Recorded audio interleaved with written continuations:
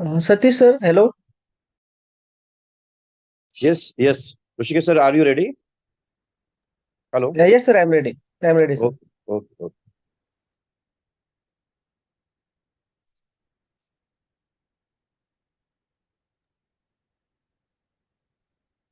Good morning, everyone. I Good morning. welcome on behalf. I welcome all of you on behalf of BVKS and Mumbai Insurance Institute.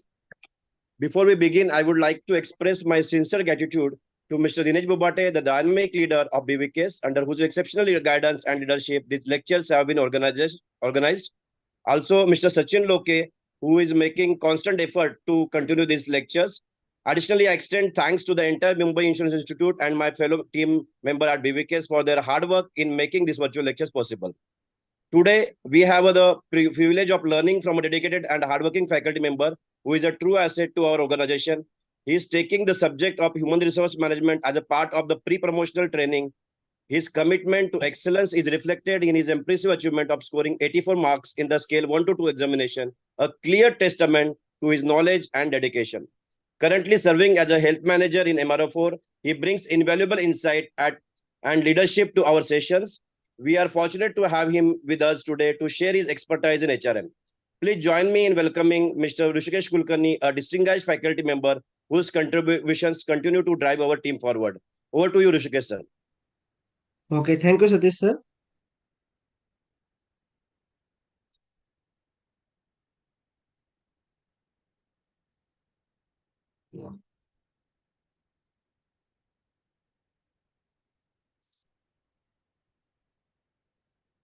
Are you able to see my screen?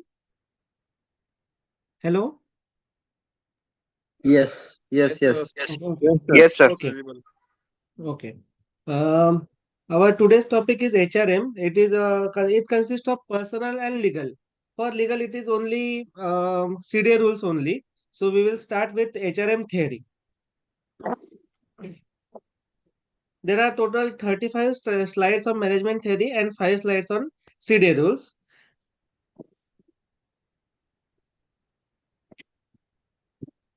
So first, our first chapter is what is management. Management is the science of using resources in an organization to achieve its objectives. All parties of theory, so we'll continue with theory only. So management is the science of using resources in an organization to achieve its objectives. Organizations use resources like the resources are like money, time, material, and equipment, which are acquired at a cost to meet predetermined goals. So, resources are money, time, material, and equipment, which are acquired at a cost to meet predetermined goals.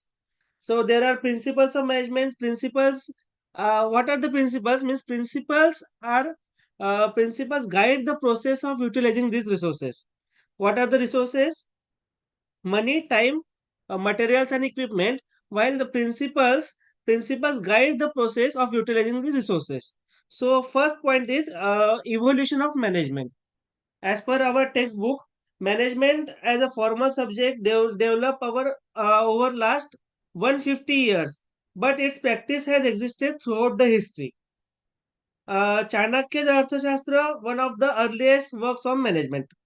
Then historical examples are pyramids of Giza, Kailasnath temples and Brihadeshwara temples demonstrate ancient management principles in coordinating large numbers of workers and resources. Now, today's military and Catholic Church also have practiced the management principle with terms like line of command. The word line of command is important here, where it is used in military and Catholic Church, line of command. Then we go to principles of management. These principles are very important from exam point of view. What are the principles of management? First principle is responsibility. Someone must be in charge. Responsibility means someone must be in charge. Second is objective. Objective of management. Objective is the final result must be clear. The final result must be clear. This is the objective of management. Then planning, we are taking one by one all these principles. So planning defines how the job should be done and how long it will take. I again repeat, first principle is responsibility, where someone must be in charge. Second is objective. The final result must be clear. The final result must be clear. Objective. Planning. Planning defines how the job should be done and how long it will take. Third is resources. Resources determine the required number of people, money, and equipment. People, money, and equipment are the resources. Fifth point is organizing. Organizing means gather and allocate resources. And last is supervision control. Supervision control means monitor the plan execution and resolve any unforeseen issues to meet the objectives. So there are six principles of management: responsibility, objective, planning, resources, organizing, and supervision control. Next is management science. What is management science? Management science is about managing groups of people and resources efficiently to achieve the organization goal. Management science is about managing groups of people and resources efficiently to achieve the organization goal. So in it focuses on using scientific methods. Management science means scientific methods and principles to ensure resources are used optimally to meet the objectives of the group. Management science focuses on using scientific methods and principles to ensure resources are used optimally to meet the objectives of the group. Now, what we have learned about man, material, machines, money, and minutes are the resources of management. Men, materials, machines, money, and minutes. Minutes mean time. So men means what? Men means the workforce. The workforce of human resource means men. Second is materials. Materials means for industry. It is raw materials which are needed for production. Then machines. Machine tools, equipments, and technology are all considered under machines. Then it is money. The financial resources and budget, it's money. Resources of management, these are five important resources of management: men, material, machines, money, and minutes. Men means the workforce or human resource. Materials means raw material needed for the production. Third is machines. Machines means equipment, technology, tools, etc., etc. Then money means financial budgeting and financial resources, etc. And minutes means time. Time is time as a resource to achieve the goals. Minutes. So men, materials, machine, money, and minutes are the resources of management. And most important is human resource. What is human resource? Human resource refer to people working in an organization. It is the most critical resource. Human resource is the most critical resource of management. Human resource refers to people working in an organization. It is the most critical resource because the effective of all resources depends on how they are utilized by people. So human resource is most critical because the effectiveness of all other resources means materials, machines, money, and minutes, all depend on men. So human resource is most critical resource of management. Human resources are the most challenging. Also, it is most challenging as well.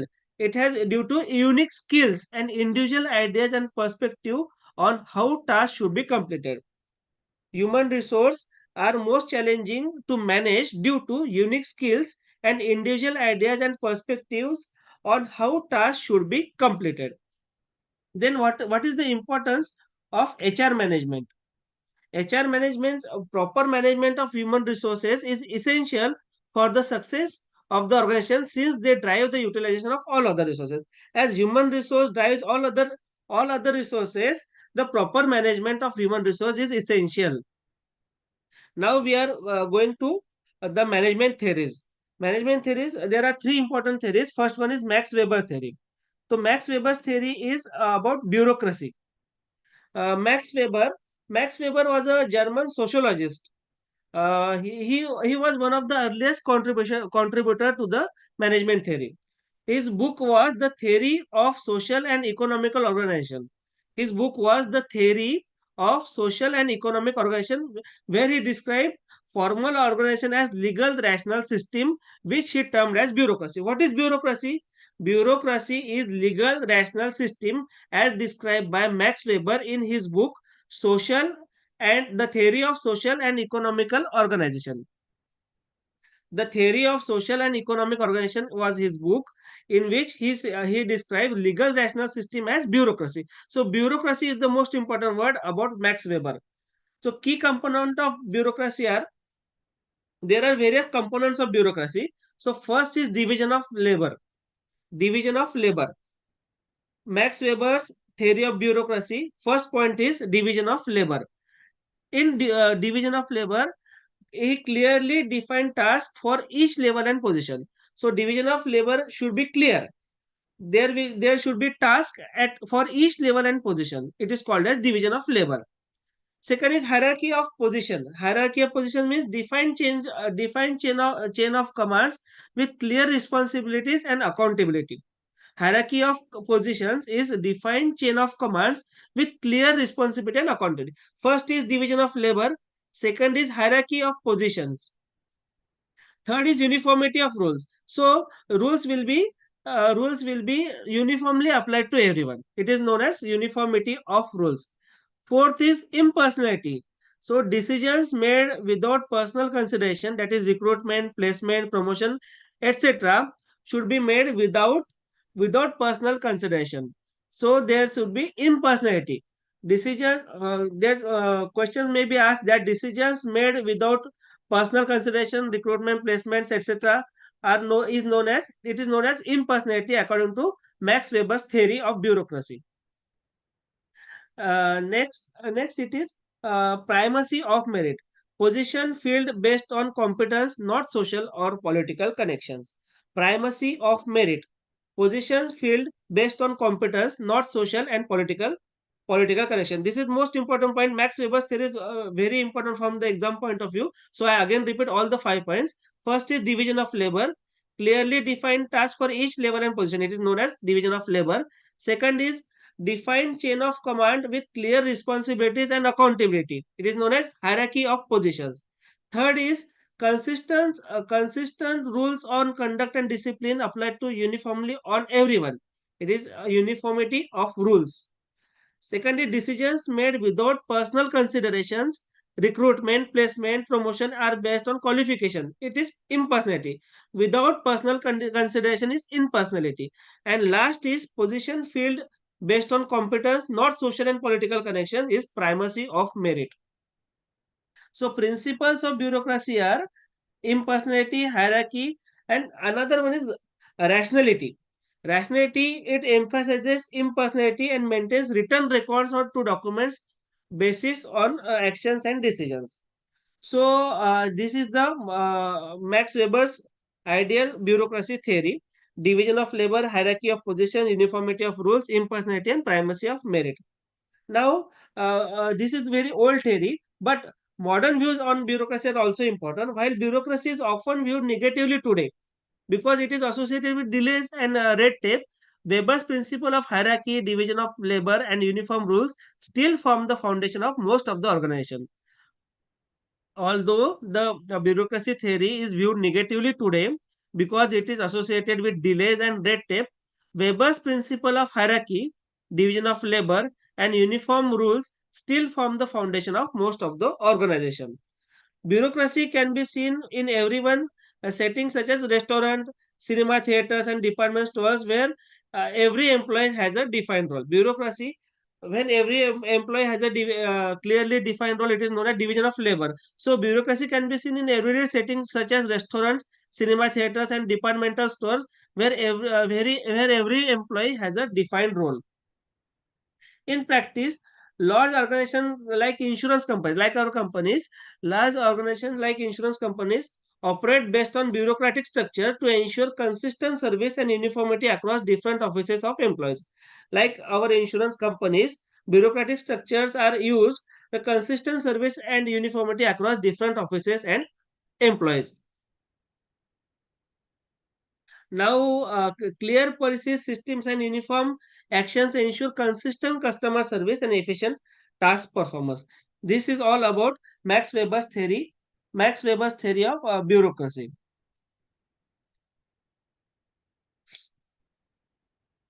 Now next is Henry Fayol, Taylor.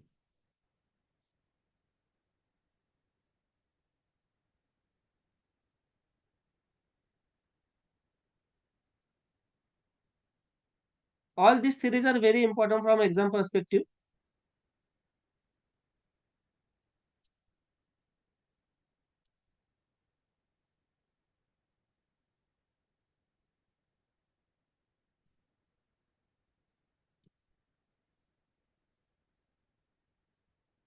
So this is the scientific approach by Taylor. It is related to time and motion studies. Um, now Frederick Taylor. So Frederick Taylor was a mechanical engineer, and in 1911 he started these theories. So Taylor applied engineering principles. Taylor is related to engineering principles to a factory work, aiming to increase efficiency and reduce efforts, thus improving productivity and workers' wages. Taylor applied engineering principles. So we learned about Max Weber, and this is about Taylor. So Taylor applied engineering principles to the factory. He was a mechanical engineer, so he applied engineering principles to factory work, aiming to increase the efficiency and reduce efforts. His studies led to development of scientific management. So scientific management is given by whom? It is Taylor.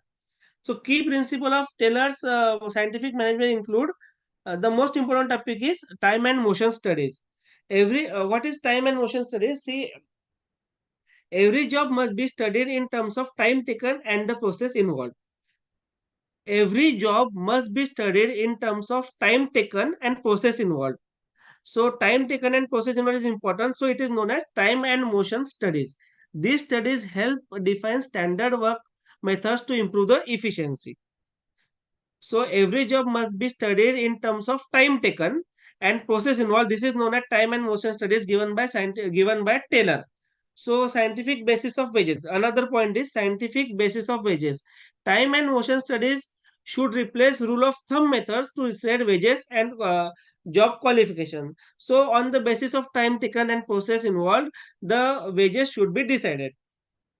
Third is detailed instruction and supervision. So workers should receive clear instructions on how perform tasks and how supervise closely.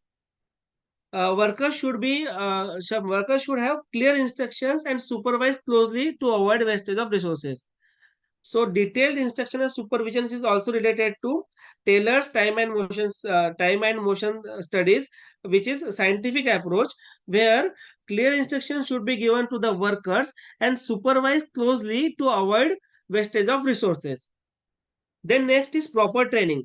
Workers should be properly trained and assisted in growing rather than being left to figure out the task on their own. Workers should be Workers should be properly trained and assisted in growing rather than being left to figure out task on their own. So training is also part of means systematic training. Scientific training is also a part of Taylor's theory, which is scientific approach. Uh, this theory create a mental revolution. The theory by Taylor created a mental revolution and relationship between workers and management. And this in his testimony, another point to be noted, the Taylor in his testimony before Parliament in 1912, he emphasized that scientific management was not just about efficiency devices, cost fixing and wastage. It is scientific theory, so it was not just about efficiency devices, cost fixing and wastage. It is aim to create a mental revolution. But there are some limitations of Taylor's approach. The limitations to Taylor's approach are Taylor viewed humans as factors of production similar to machines. So, Taylor viewed humans as factors of production similar to machines.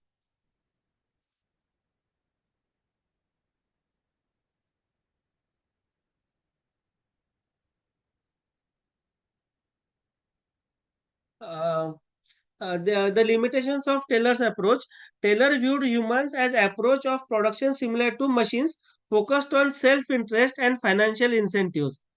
His approach did not account for the emotional and psychological aspects of workers, and awareness of these human factors only emerged in 1930s 1930s, with the development of human relations school. So Taylor viewed the humans as a factor similar to me. Taylor compared the humans to machines, focusing self-interest and financial incentives. Second is his approach did not account for the emotional and psychological aspects of workers. So Taylor's scientific approach has two major limitations. One is he viewed humans as factors of production similar to machines, and third is his approach did not account for emotional and psychological aspects of workers. Next theory is by Henry Fayol.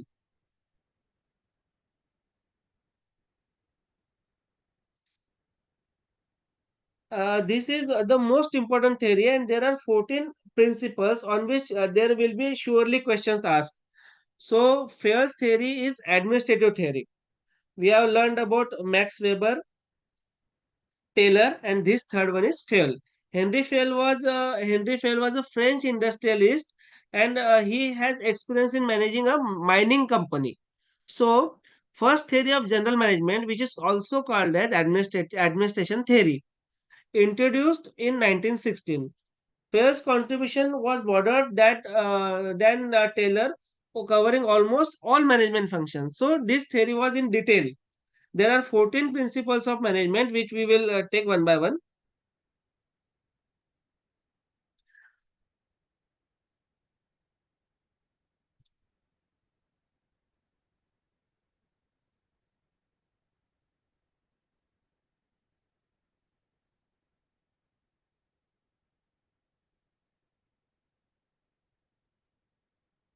These are all 14 principles we will check.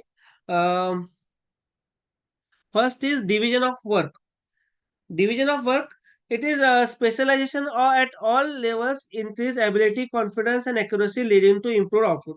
It first point is division of work. Work should be clearly divided. Specialization at all levels increase ability, confidence and accuracy. If work is clearly divided, it increases ability, confidence and accuracy. First principle was division of work. Second is authority and responsibility. What is authority? Authority is right to give orders, and responsibility for outcomes accompanies authority. Authority means right to give orders, and responsibility for outcomes accompanies authority. First is division of work. Second is authority and responsibility. Now third point is discipline. We are learning about 14 principles of management given by Henry Fayol. Third one is discipline. Members of the organization must respect and follow rules of conduct and work processes. Disciplines means what? Members of the organization must respect and follow rules of conduct and work processes. This is discipline. Fourth is unity of command. Each employee should receive orders from only one superior to maintain authority and discipline. This is called as unity of command. This is also important from exam perspective. Each employee should receive orders from only one superior to maintain authority and discipline. This is called as unity of command. Unity of command means only one superior can order each employee, means one employee. Then unity of directions. All organization activities should aim at common objectives without conflict. Unity of directions. All organization activities should aim at common objectives without conflict. Then subordination and of individual interest and to the common good. Individual interest should not override the interest of organization. Subordination of individual interest to the common good. Individual interest should not override the interest of the organization. Individual interest should not override the interest of the organization. This is called as subordination of individual interest to the common good. Next is fair remuneration. Remuneration should be fair, taking into account cost of living, business conditions, and exceptional effort. So fair remuneration is the point from administrative 14 principles by Henry Fayol. Remuneration should be fair, taking into account of cost of living, business condition, and exceptional efforts. So remuneration should be based on cost of living, efforts, and business conditions. Next is centralization. Centralization means decision making powers can be centralized or decentralized depending on the business needs of the employee experience. Then, uh, one important point is the scalar chain. Scalar chain, there should be a clear chain of command from the bottom to the top of authority and communication. What is scalar chain? There should be a clear chain of command from the bottom to the top of authority and communication. There should be clear chain of command. It is called as scalar chain. There should be a clear chain of command from the bottom to the top for authority and communication. This is called as scalar chain. Order. Everything should have its place to avoid wasting time and efforts. Order. Everything should be in order. It's simple. Now, equity. Managers must be fair and just in their decisions and treatment of employees. Managers managers should be fair and just. Managers should be fair and just in their decisions and treatment of employees. Now, stability of tenure. Uh, what is equity? Managers should be fair and just in their decisions and treatment of employees. Now, stability of tenure. A stable workforce, a stable workforce promotes efficiency and high turnover reduces it. Means if there is turnover in tenure, if there is a small tenure for majority of employees, it will reduce the efficiency of the whole organization. So stability of tenure is most important. A stable workforce promotes efficiency and high turnover reduces it. Then next is initiative. Initiative. Employees should have the freedom to think and execute their ideas within the limit of authority and discipline. This is called as initiative. And last in esprit de corps. This is also very important from exam perspective. Esprit de corps emphasizes the importance of team spirit, morale, and harmony within the organization. It emphasizes the importance of team spirit, morale, and harmony within the organization. So these are the 14 principles of administrative theory by Henry Fayol. I will again repeat all the 14 principles one by one. First one is division of work. Specialization at all levels increases ability, confidence, accuracy, leading to improved output. Second is authority and responsibility. Third is discipline. Fourth is unity of command. Unity of command means only one superior. Fifth is unity of directions. Unity of direction means they should have common objectives. Sixth is subordination and individual interest to the common good. Means individual interest should not override the interest of organization. Seventh is fair remuneration. It should depend on cost of living, business condition, and exceptional efforts. Next is centralization. Centralization means decision making powers can be centralized or decentralized depending on the business needs and the employee experience. Then scalar chain. Scalar chain means chain of command. There should be a clear chain of command. This is known as scalar chain. Next is order. Everything should be in order. Everything should be its place to avoid wasting efforts and time. Then is it equity. Equity means managers must be fair and just in their decisions and treatment of employees. There should be equity for all employees, and managers must be fair and just for all employees. Then next is stability of tenure. Stable workforce promote efficiency and high turnover reduces it. Tenure should be stable. Then initiative. Employees should have the freedom to think and execute their ideas within the limit of authority and discipline. Employees should have freedom to think and execute their ideas within the limits of authority and discipline. Means initiative. This is the 13th point, initiative, which is given by administrative theory by Henry Fayol. Then last one is spirit de corps, which emphasizes the importance of team spirits, morale, harmony within the organization. So this is the Fayol's theory of management, and who is known as father of modern management theory? It is Henry Fayol. Fayol is often regarded as father of modern management theory. He viewed management as a separate industrial activity, distinct from technical, commercial, financial, security, and accounting activities.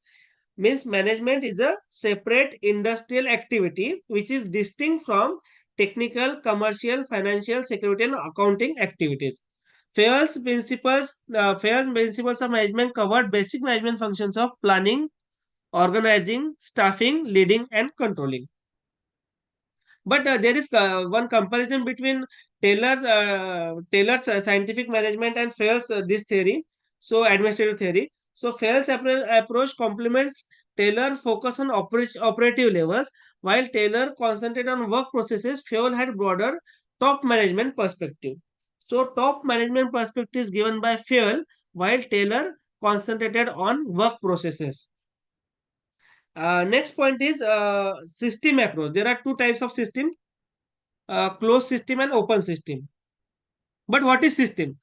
A system is an a system is an organized whole consisting of interdependent parts known as subsystem. Each subsystem influences and influenced by others, functioning together as a cohesive unit. So analogy is human body.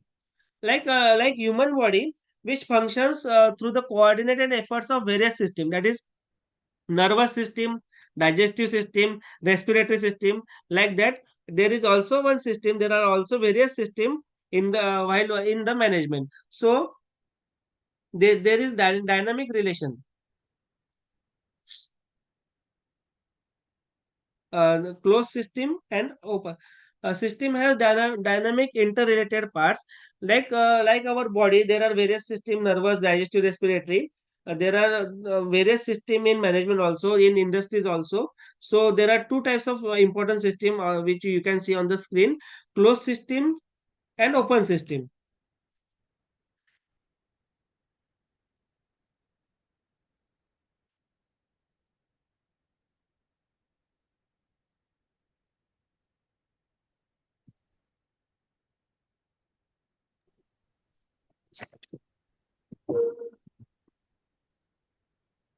So first one is a closed system. Closed system is, it has limited interaction. Like a refrigerator or a clock, it has limited interaction with the environment.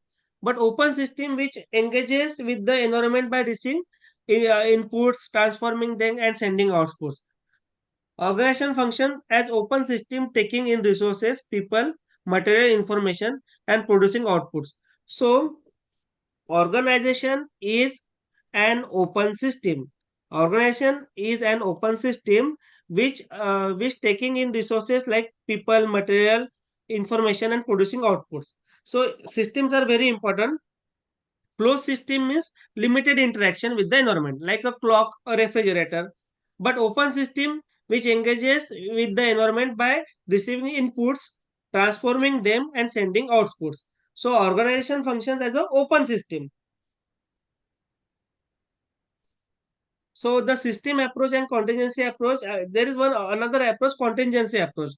Contingency approach emerges from the system approach, emphasizing that there is no singular best way to structure organization.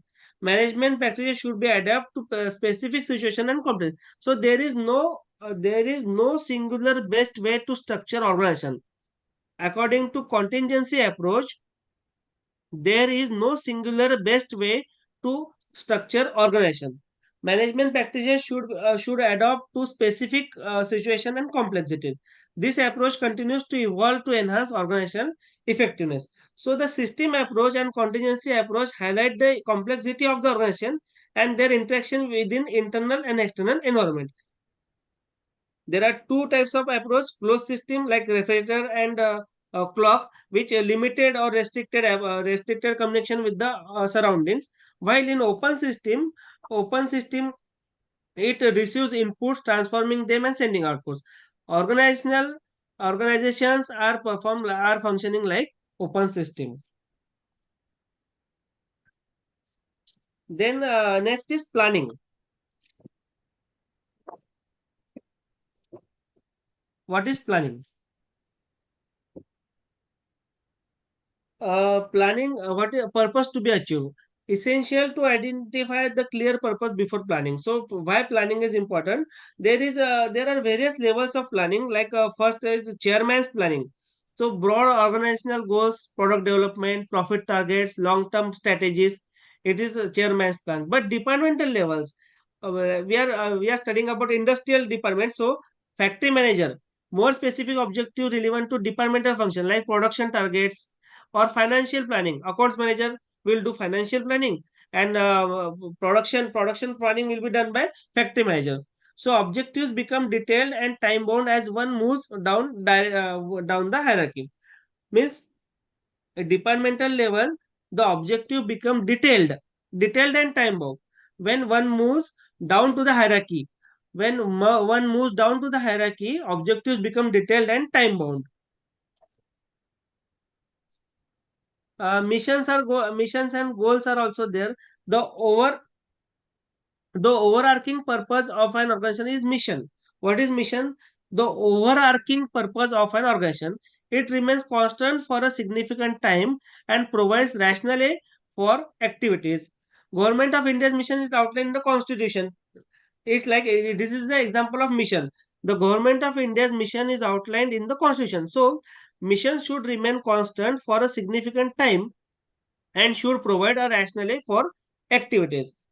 The overarching function of an organization is known as mission. Now, what is objective or goals? Objective goals are specific measurable targets that guide the mission. Mission should be constant for significant time and provide rationale for activities. The overarching purpose of organization is known as mission, while what are the goals? Specific measurable target. Hello. Specific measurable targets that guide the mission are known as objectives. Now, what is strategies versus tactics? Strategic planning is also important, and next is policies.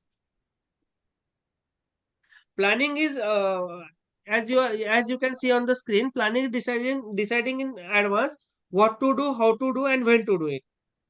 Question must be asked that what Thank is you. planning or hello. சரியா தூக்கம் இல்லைல்ல. Sir, please explain once more that difference between mission, then that objectives and all you told, no, sir. Once more, if you could. Regarding what mission and hello. Sir, Missions and mission, goals. I objective. will again repeat. Missions and objectives. Na? The overarching purpose of an organization is known as mission. A mission should remain constant for a significant time and provide rationale for activities. So the mission of government of India is outlined in constitution. So mission should be constant for significant time. But objectives, specific measurable targets that guide the mission are known as objectives. Specific measurable targets that guide the mission are known as objectives. It is set in quantitative terms with defined time frames. Objectives are set in defined time frames while mission is constant for significant time. Mission is constant for significant time while objectives are set in quantitative terms with defined time frame. That is growth percentage for insurance companies. Means growth percentage for insurance companies is a objective. Next is strategies. There are three types of strategies. Corporate strategy addresses overall mission, portfolio interests, and financial goals. Business strategy focuses on market positioning and operational aspects. HR strategy involves recruitment, training, and workforce development. So, corporate strategy addresses overall mission, portfolio interest, and financial growth. Business strategy, market positions, and operational aspects. While HR strategy involves recruitment, training, and workforce development. There is difference. Strategic difference provide clear direction, tactical decisions, and detailed execution. Now, this is the most important point: SWOT analysis.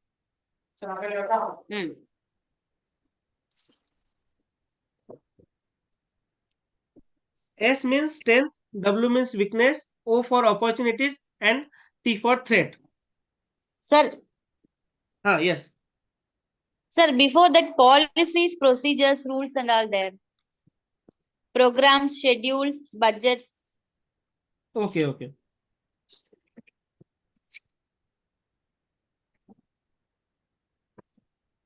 Um, uh, we- I will again go to the previous point.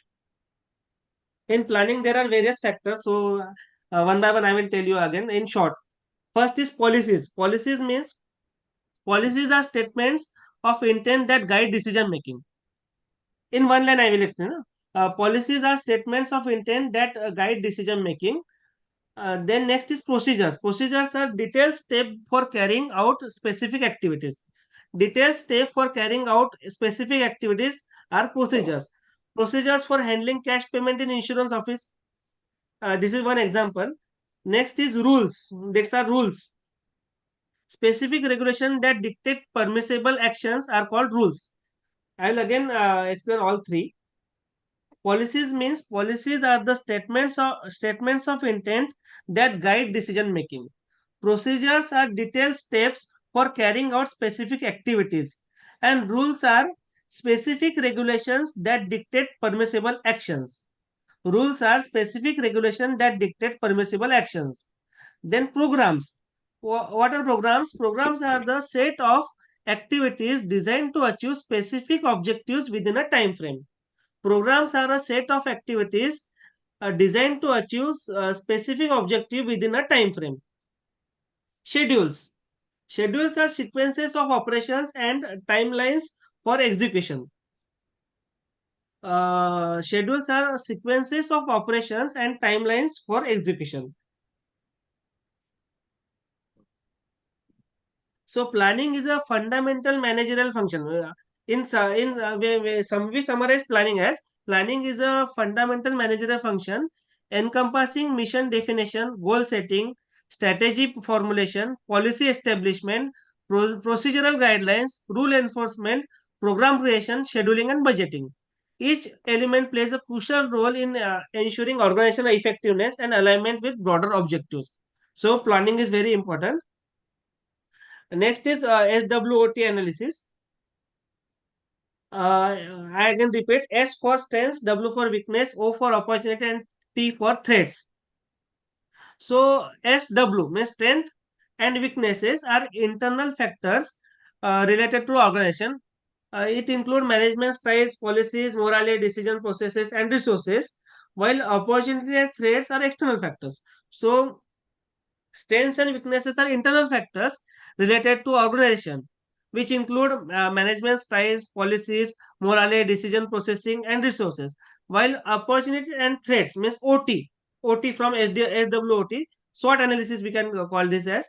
So opportunities and threats, external factors affecting the organization. This include political, regulatory, economical, social, and competitive factors.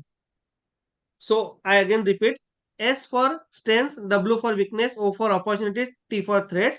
S and W are internal factors, O and T are the external factors. Internal factors are like S and W are like management styles, policies, morale, decision processes, and resources. While O and T, external factors, political, regulatory, economical, social, and competitive factors.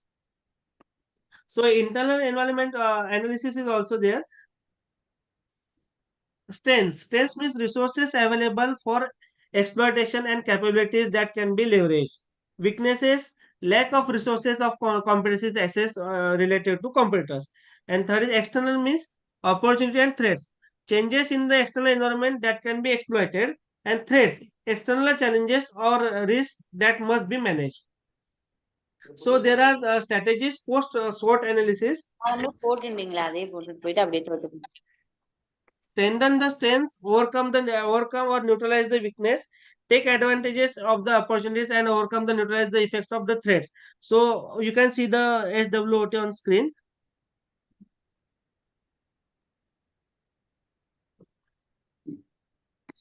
Next is organizing. Organizing is the process of creating the organizational structure needed to implement planned activities. There are three components in organization: people, relationship, and hierarchy. People means assigned responsibilities for specific tasks. Relationship means how individuals relate to each other. Hierarchy is reporting structure and authority lines. Organizing is the process. I can repeat. Organizing is the process of creating the organizational structure needed for implementation of Planned activities. So for planned activities, organizing is required. Key components are people, relationships, and hierarchy. People assign responsibilities for specific tasks. Relationships, how individuals relate to each other, and hierarchy, reporting structures and authority lines. So there are clearly rules. 1 minute.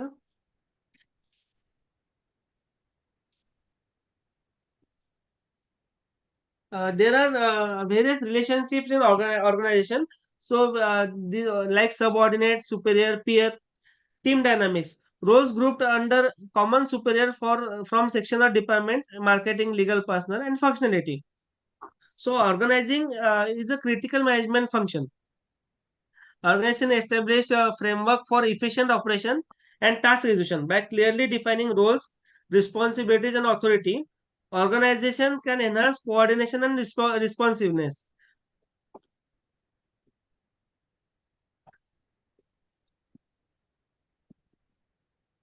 Next is departmentalization. So the process of dividing a large organization into smaller manageable units is known as departmentalization.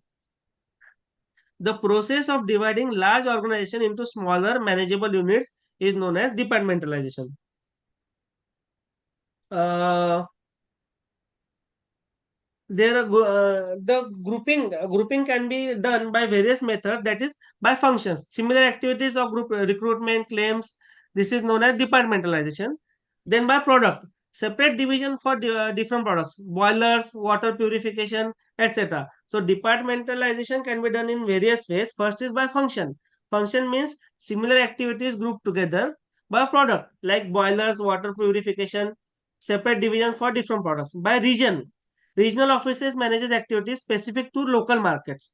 So this happens in our insurance industries as well.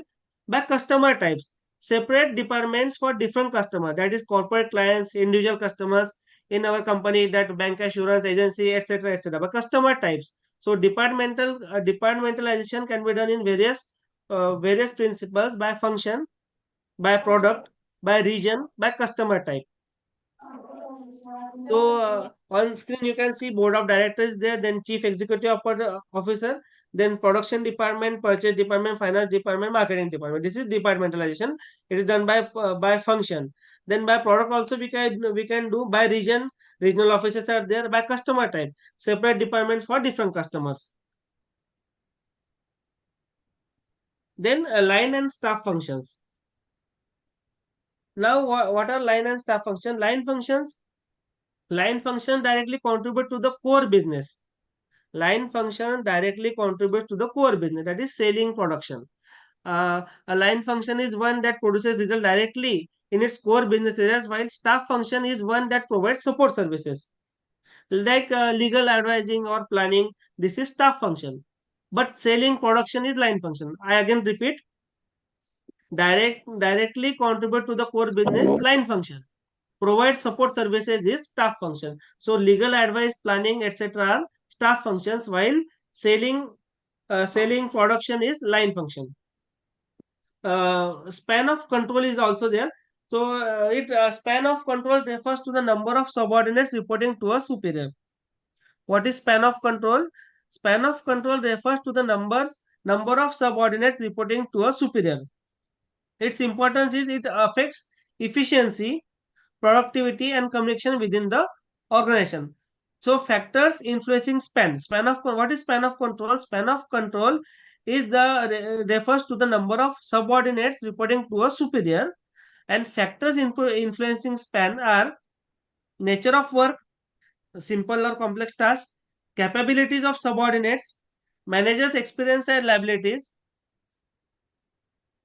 managers' experience and liabilities, clarity of authority and responsibility, degree of decentralization, sophistication of information system, and proximity of subordinate location. So there are various factors influencing span. First is nature of work, simple versus complex task. Second is capabilities of subordinates. Third is managers' experience and abilities. Then clarity of authority and responsibility. degree of decentralization, sophistication of information systems, and proximity of subordinate location. Like head office is situated in Mumbai, and regional offices and other offices situated in distant locations. So span of control. These are the factors influencing span of control.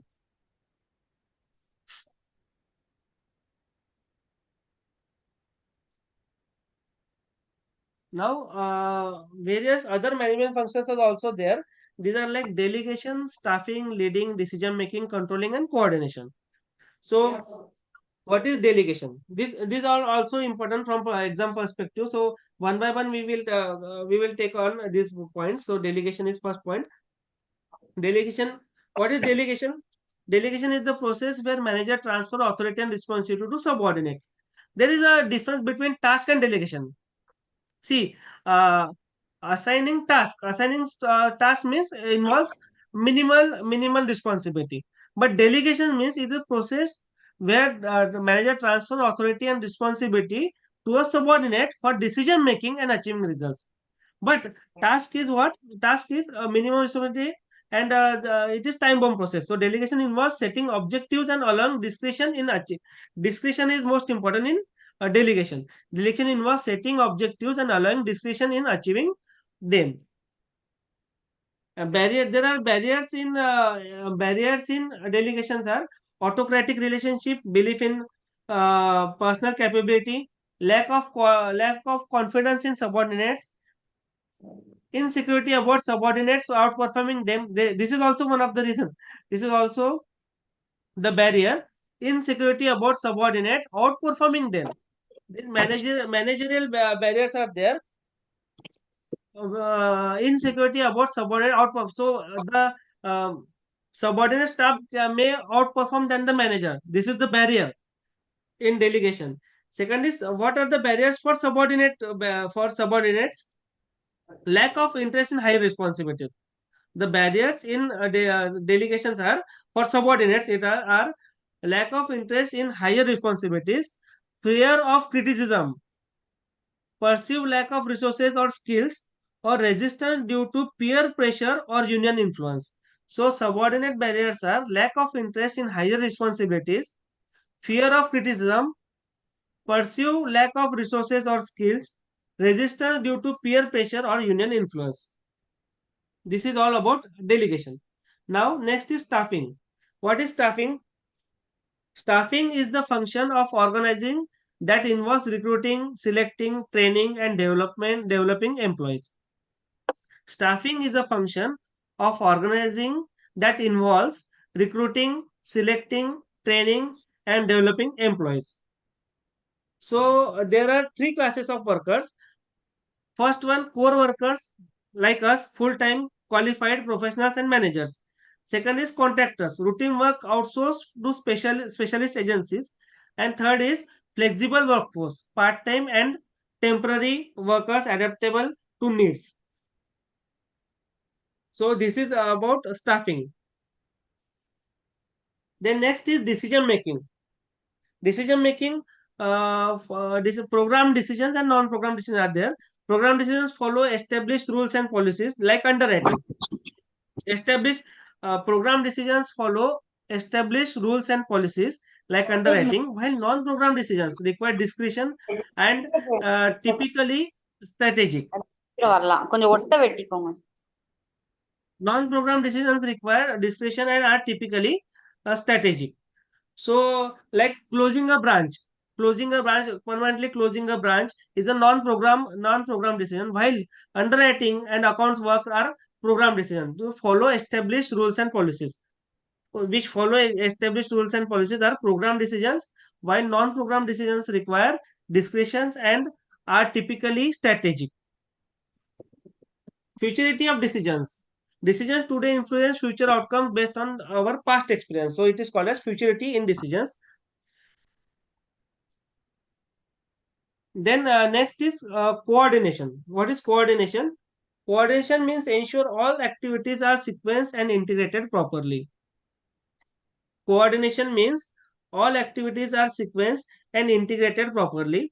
Coordination is essential for timely and efficient project completion. Like construction project, coordination is very important. So coordination is essential for timely and efficient project completion, and coordination ensures all activities are sequenced and integrated properly. Effective coordination requires regular meetings and communication among all departments, and effective coordination is best when conducted during the execution phase to avoid waste and ensure alignment.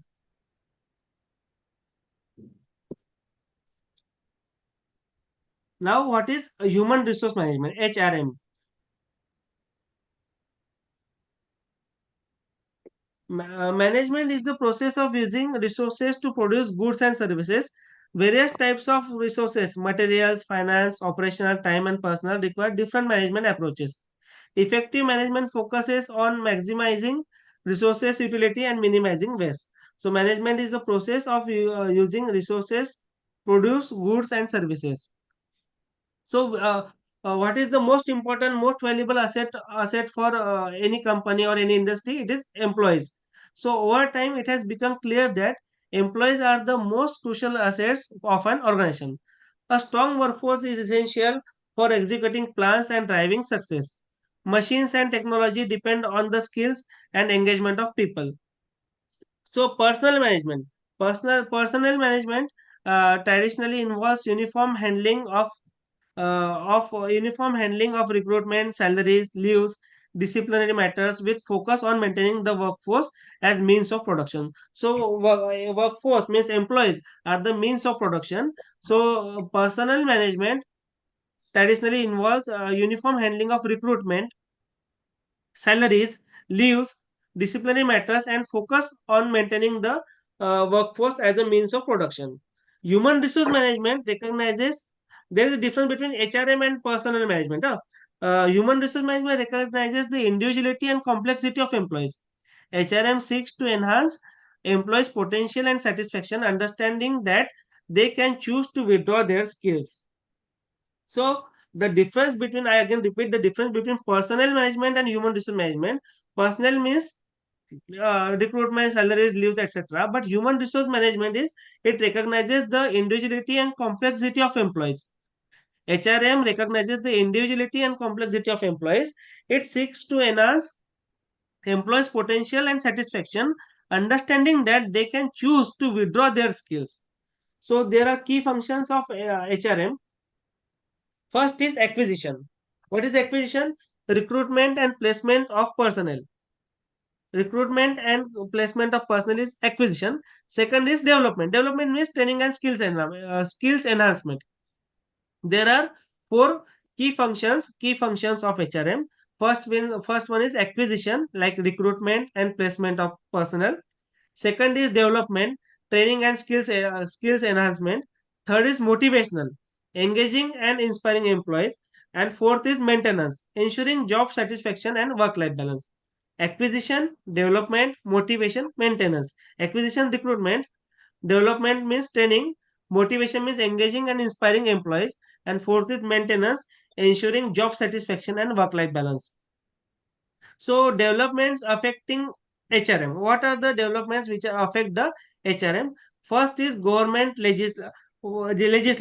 Government legislation means law ensuring fair wages, benefits, and job security protect employee rights. The developments which affect the HRM are: first is government legislation, which are the laws, fair wages, benefits, and job security to protect the employee rights. This is government legislation. Second is trade union activity. What is the role of union? Union advocate for better working conditions and benefits. Third is behavioral studies. Research reveals that impact of social factors on employee behavior, emphasizing the need of more human approach to the management. And fourth is advancement in behavioral sciences. Into motivational, personality, and communication shape modern HR practice. So four developments are there which affect the HRM. First is government legislation, second is trade union activity, third is behavioral studies, and fourth is advancements in behavioral sciences. So HR has several areas like you can see on screen: HR planning, selection and placement, training and development, job design, etc. Now dimensions of HRM. Dimensions of HR, there are 5 distinct dimensions as you can see on the screen. Uh, 5 distinct dimensions. First is physiological. Physiological dimensions, it relates to the physical attributes such as strength, stamina, coordination, and alertness. Physiological dimensions. Physiological dimension relates to physical attributes such as strength, stamina, coordination, and alertness. Second is psychological dimension. Psychological dimension involves self-image, self-worth, fears, preferences, and overall emotional well-being. Psychological dimensions are self-image, self-worth, fears, preferences, and overall emotional well-being. Third is social dimension. Social dimension concerns of affiliation and status within religious, professional, or community groups. Fourth is economic. Economic. So economic dimensions are pertains to earnings and standard of living. And power. Power relates to the individual's need for dominance and dependence. So these are the 5 most important dimensions of HRM. First is physiological. Physiological means strength, stamina, coordination. Psychological, self-image, self-worth, fears, preferences, etc. Social means with state, religious, professional, community groups, etc. Social. Economic means earning and standard of living. And power. Power relates to the individual's need for dominance and dependence. So these are the 5 HRM dimensions.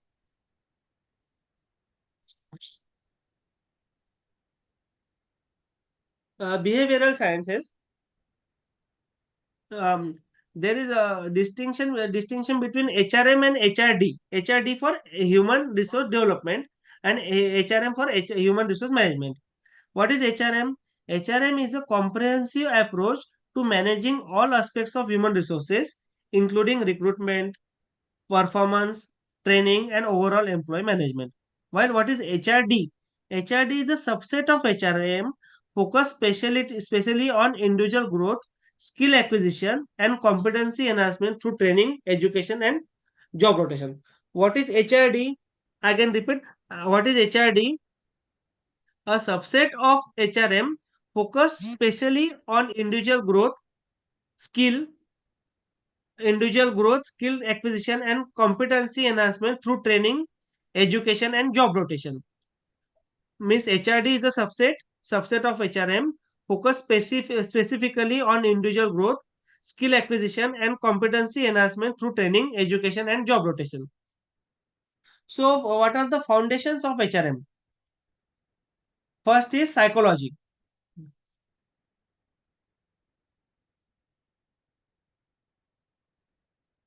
First is psychology.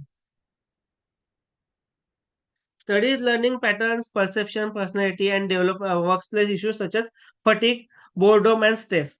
The foundations of various behavioral sciences we are seeing. Behavioral sciences, first is psychology. Psychology means studies learning patterns, perception, personality, workplace issues such as fatigue, boredom, and stress. Sociology. Sociology is social system interaction among individuals.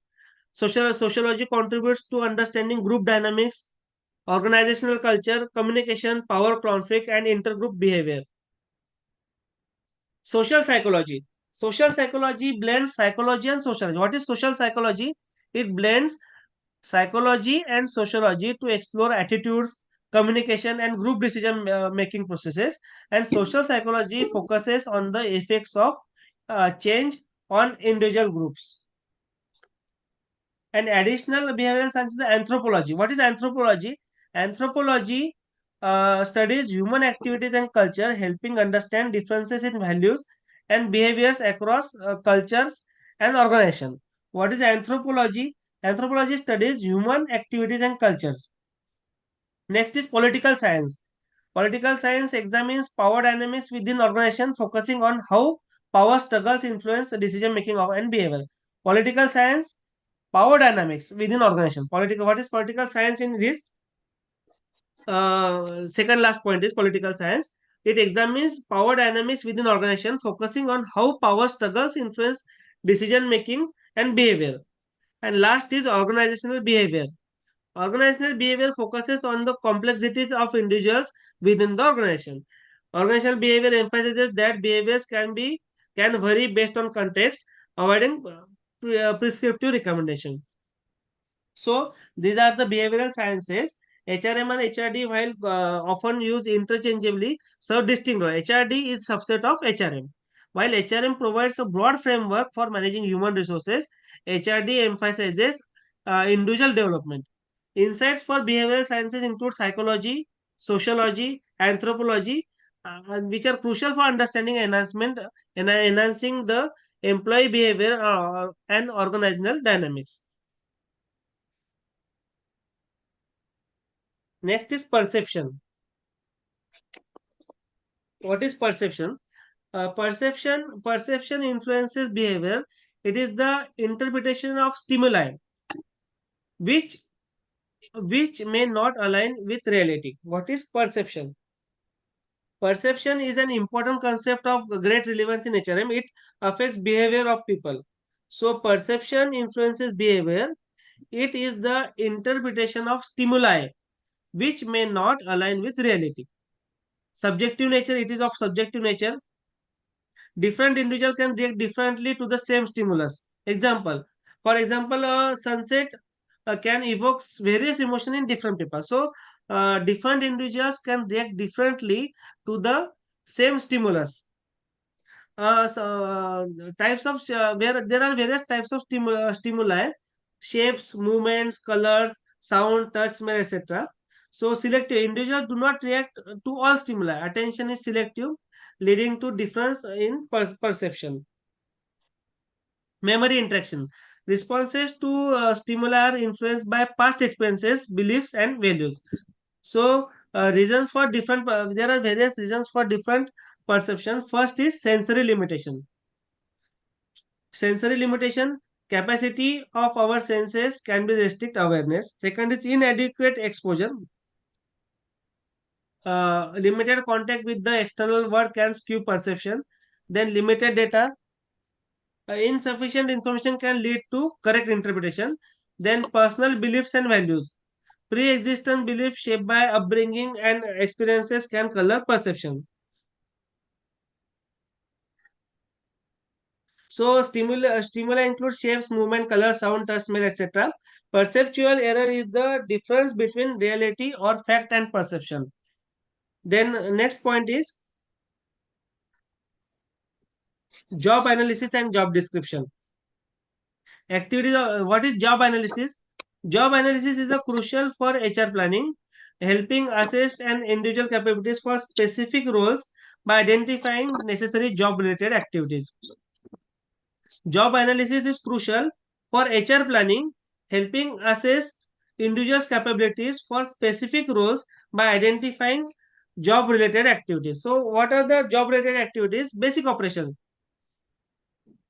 Tasks like processing cash, preparing invoices, verifying signatures, etc. are basic operations. These are basic operations.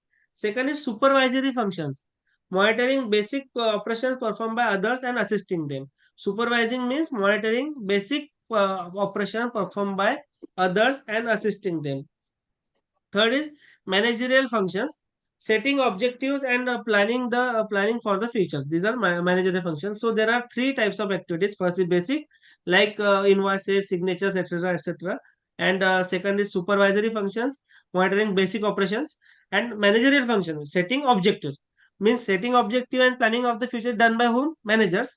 Then supervisory functions are monitoring basic operations performed by others, and basic operations are tasks like processing cash, preparing invoices, etc. So, components of the job specification and job evaluation are most important. Job specification lays down the personal attributes. As you can see on screen, job specification lays down the personal attributes and abilities required to perform the job, while job evaluation compares jobs and places them in common compensation group. Job evaluation is helpful in salary administration.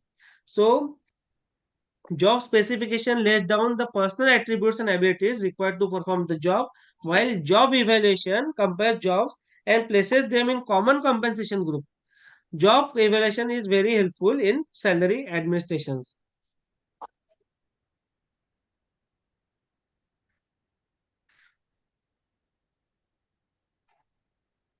Next is test and induction. There are various tests. In basket exercise is important here. So first test is psychological test. Psychological test. Psychological test. The aim of psychological test is it assess behavioral characteristics, that is dominance, tolerance, adaptability, aggression, emotional traits. Psychological test is important for recruitment and selection. We are learning about recruitment and selection. So first point is psychological test. In psychological test, there it assesses behavioral characteristics. Which are the behavioral characteristics? First is dominance, tolerance, adaptability, aggression, emotional. These are the psychological tests. The psychological test must be chosen for reliability and validity. Why psychological test is important? It must be chosen for reliability and validity. Administration. For psychological test, it requires trained personnel for accurate result. When you have to carry out the psychological test, you require trained personnel for accurate results. Now, group discussion is also psychological test. So, group discussion can also reveal certain characteristics. So, what are the important factors in psychological test? They are the dominance, tolerance, adaptability, aggression, and emotional. Importance is it must be chosen for reliability and validity, and it requires trained personnel for accurate results. And group discussions are also psychological tests and can also reveal certain characteristics. Next is IQ. IQ means intelligence quotient. Intelligence quotient. The purpose of IQ that it measures the intelligence level relative to age. An IQ of 100 indicates normal development. Above below indicates higher lower intelligence. Means if the IQ is of 100, it is normal development. Above or below indicates higher lower intelligence. Aspects of intelligence: varied skills such as language fluency, memory, spatial visualization, etc. are the aspects of intelligence. And limitations: what are the limitations of IQ? Judgment based on single ratio can be misleading. So psychologicals are dominance, tolerance, etc. Second is IQ. IQ is scales of 100. 100 means normal development. Above below indicates higher lower intelligence. And the limitations of IQ is judgment based on single ratio can be misleading. Then this is the important point in basket exercise. A collection of stimulated. You can see on screen. An in basket is a set of papers which might come to an executive desk. The candidate is expected to record his decision on each of those papers. These decisions may be discussed later between the candidate themselves or with the selector. So, what is the in basket analysis? A collection of stimulated executive documents requiring decisions from the candidates. The assessment evaluates executive competence and values. So for executives, in basket analysis is very important.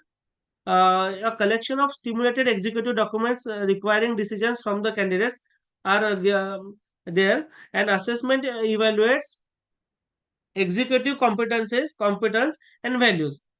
The use of in basket exercise is suitable for high level job selection and promotion, not for lower cadre.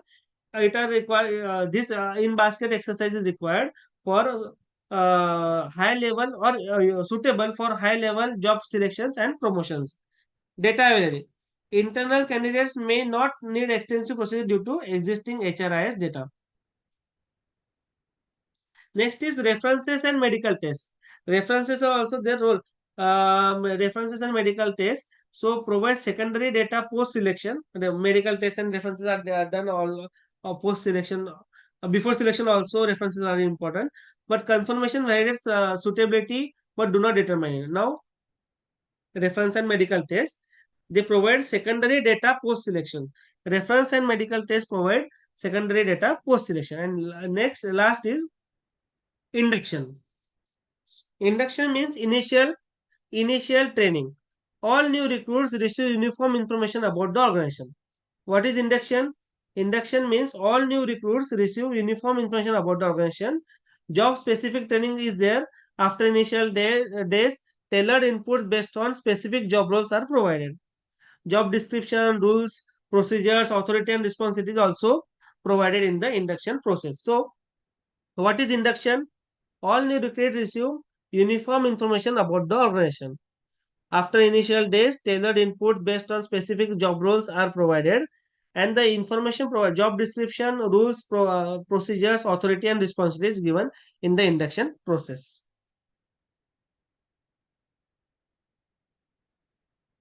Next is manpower development.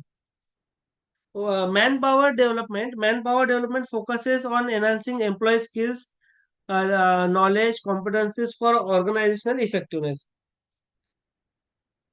What are the objectives of manpower development? Improve. Manpower development seeks to achieve the in planned way, enable individuals to acquire, sharpen their capabilities, not only acquire but also sharpen their capabilities, enable everyone to discover and exploit their potentials for own and organizational purpose, strengthen relationship, teamwork and collaboration between individuals, contributing to the well-being of motivation and pride.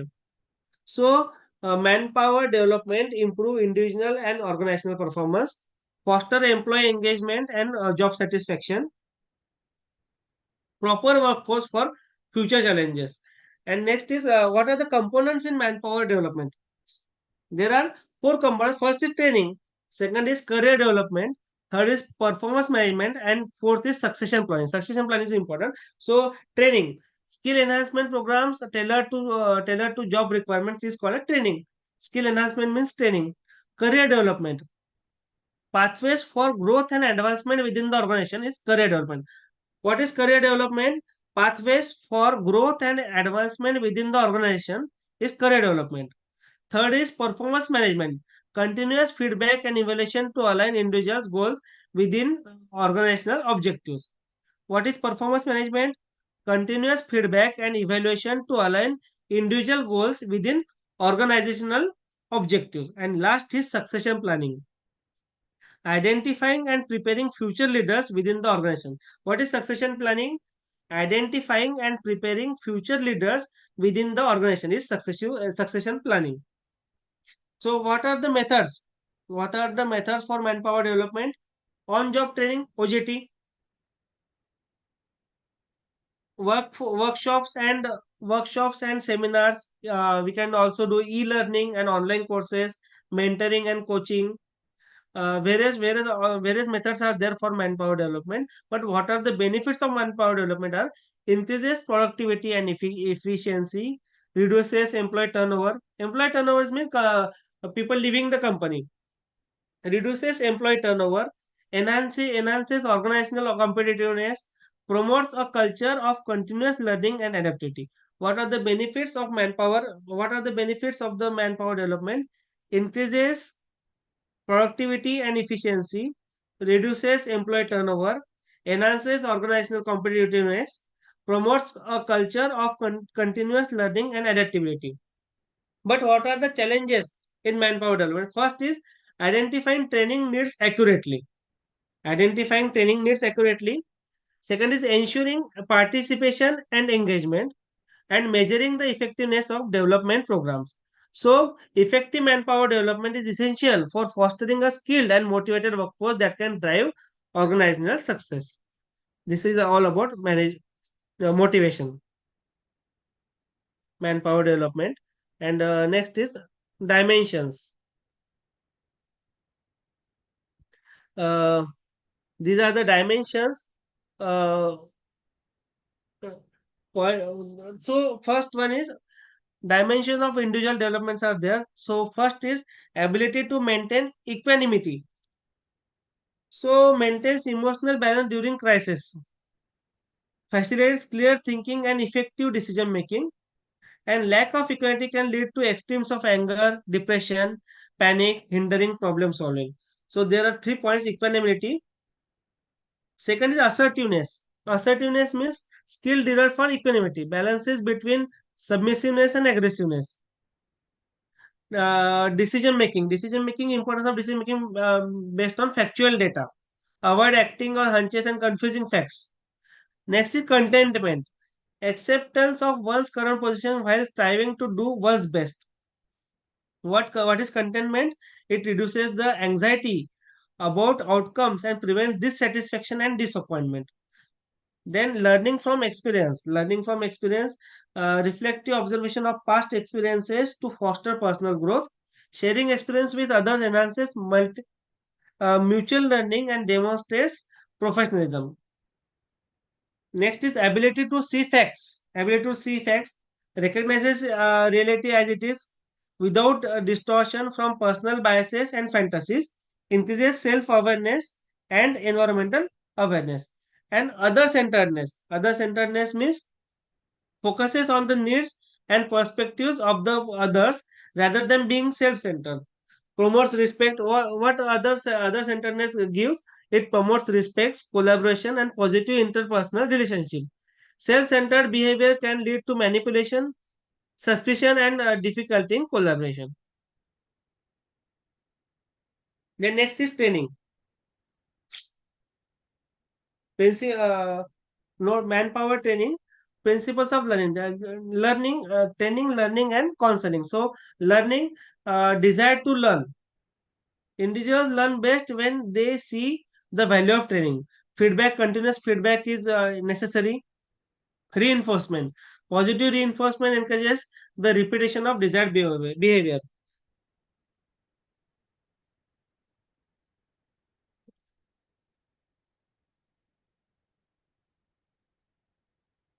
Please give me 1 minute.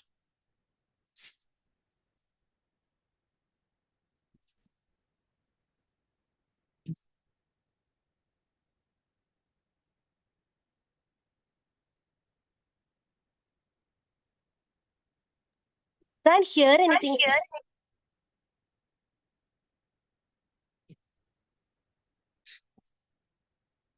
Hello.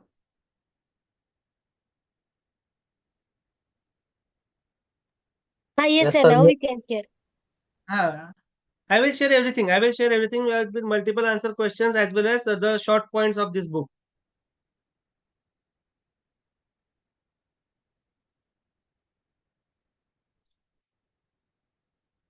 Training.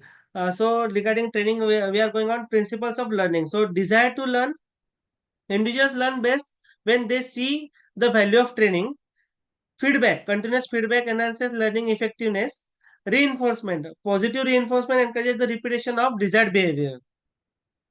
Then effectiveness of training. Training is most effective when conducted in specific work environment. Training is effective when it is conducted in specific work environment. Diverse situation. Variability in work situation can affect the transferability of training. Identifying needs. So employee interviews, surveys, and questionnaires like observation are the needs of the training. But what are the methodologies of training? There are various methodologies of training which are important.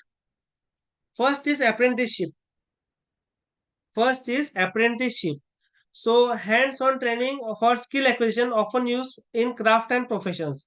Apprenticeship, hands-on training for skill acquisition. Apprenticeship means hands-on training for skill acquisition often used in crafts and professions. Second is on-job training. On-the-job training, learning through actual work under the guidance of a mentor. What is on-job training? Learning through actual work under the guidance of a mentor. Third is lectures. Teacher centered, suitable for large groups but limited in interaction and absorption. Lectures means teacher centered. Lectures are teacher centered, suitable for large groups but limited in interaction and absorption.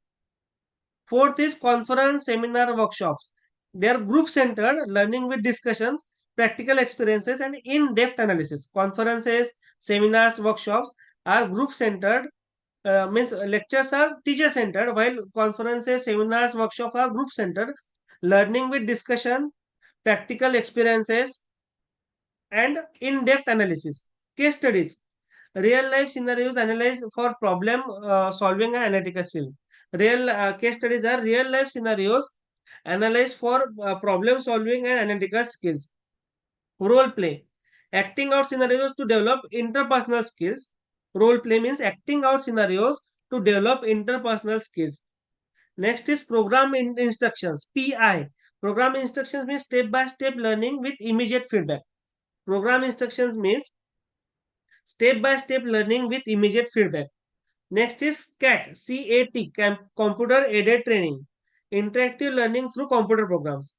Computer Aided Training, CAT, interactive training through computer programs. Next is simulation, creating realistic job situations for practice without real world consequences.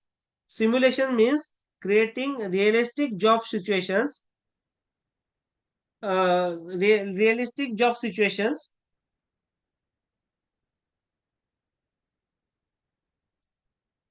One minute.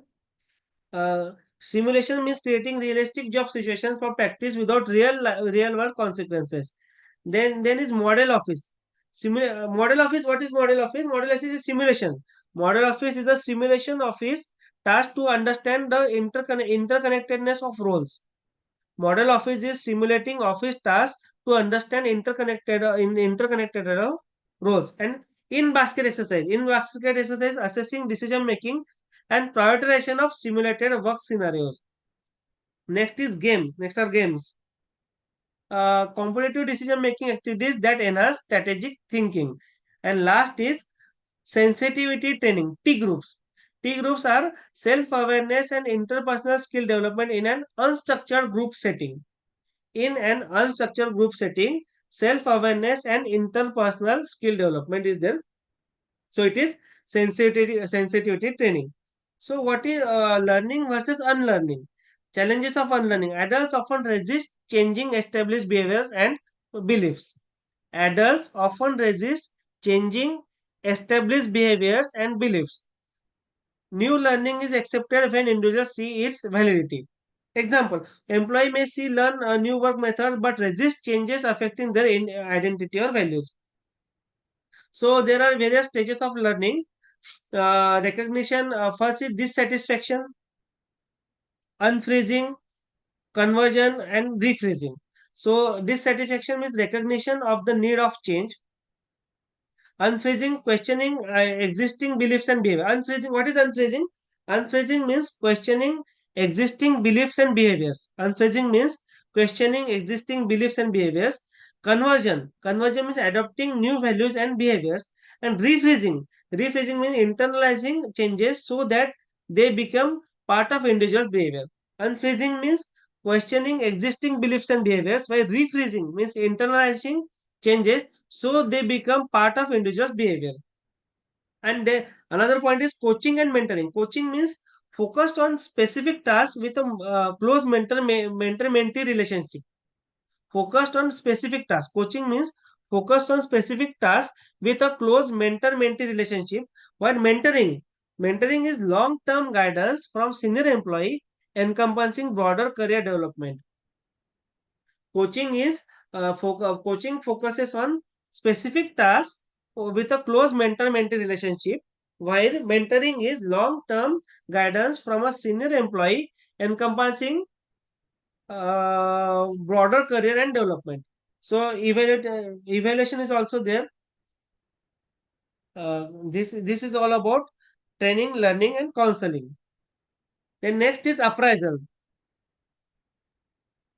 Appraisal or evaluation of performance is part of the development process. Performance of an individual is the result of. Now, what about appraisal? What is appraisal?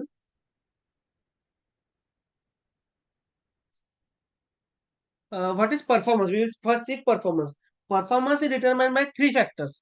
First is skill, will, and support.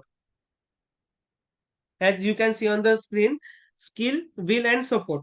Skill means individual's ability to perform tasks. Skill means individual's ability to perform tasks, while will is the motivation or willingness to perform, while support are the resources available.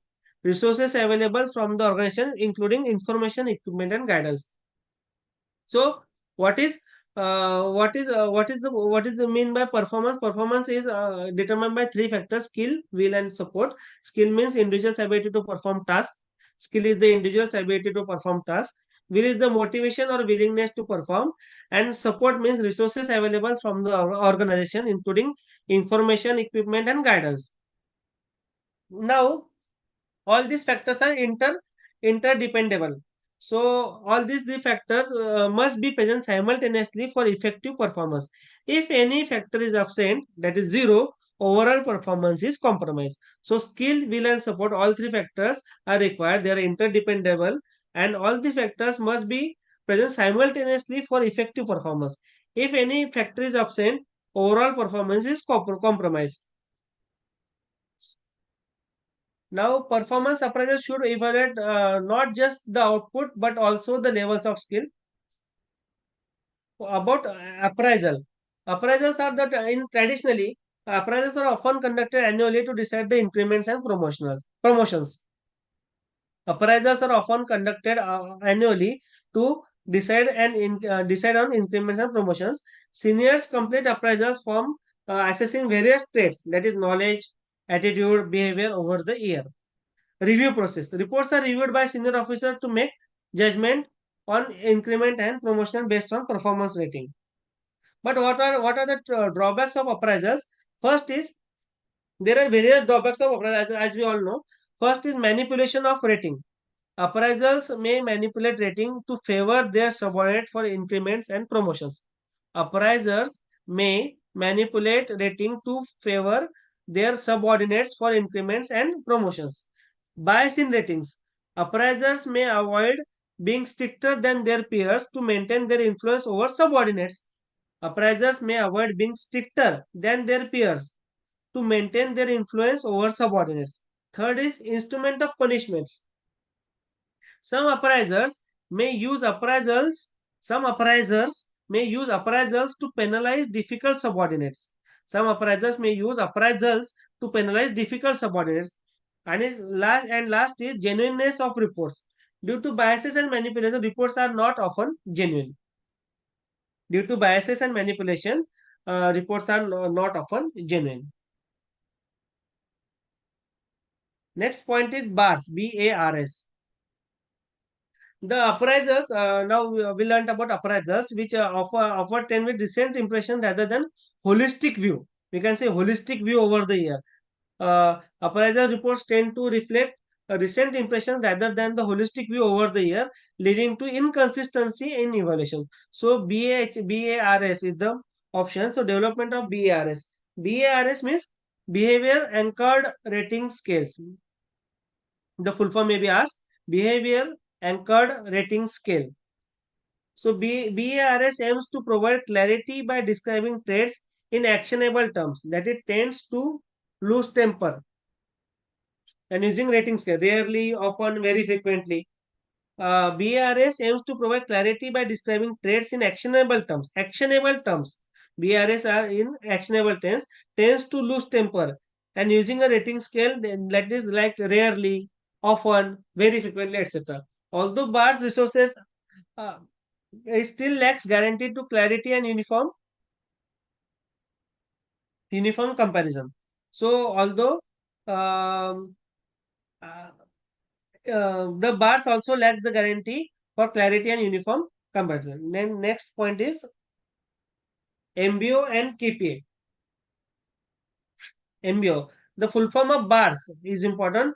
Behavior anchored rating scales. This is option for appraisals and which provide the clarity for describing traits in actionable terms. But now MBO. MBO is a performance appraisal method where specific standards or goals are set at the beginning of the appraisal period. What is MBO? MBO is a performance appraisal method where specific standard or goals are set at the beginning of the appraisal period. Performance is measured against these goals at end of the period. So, what is the process of MBO? Goals are established through discussion between the employee and their supervisor. Performance is evaluated based on the achievement of these objectives, and results are compared to predetermined expressions often reflected in a budget. So, excellent, outstanding, poor, etc. are the results in MBO. Assumptions of MBO. What are the limitations of MBO? The method assumes that achieving result is indicative of individual's capabilities and attitudes. This assumption may not valid particularly in terms of setting where the results are influenced by multiple contributors like corporate promotion, retailer dynamic, etc.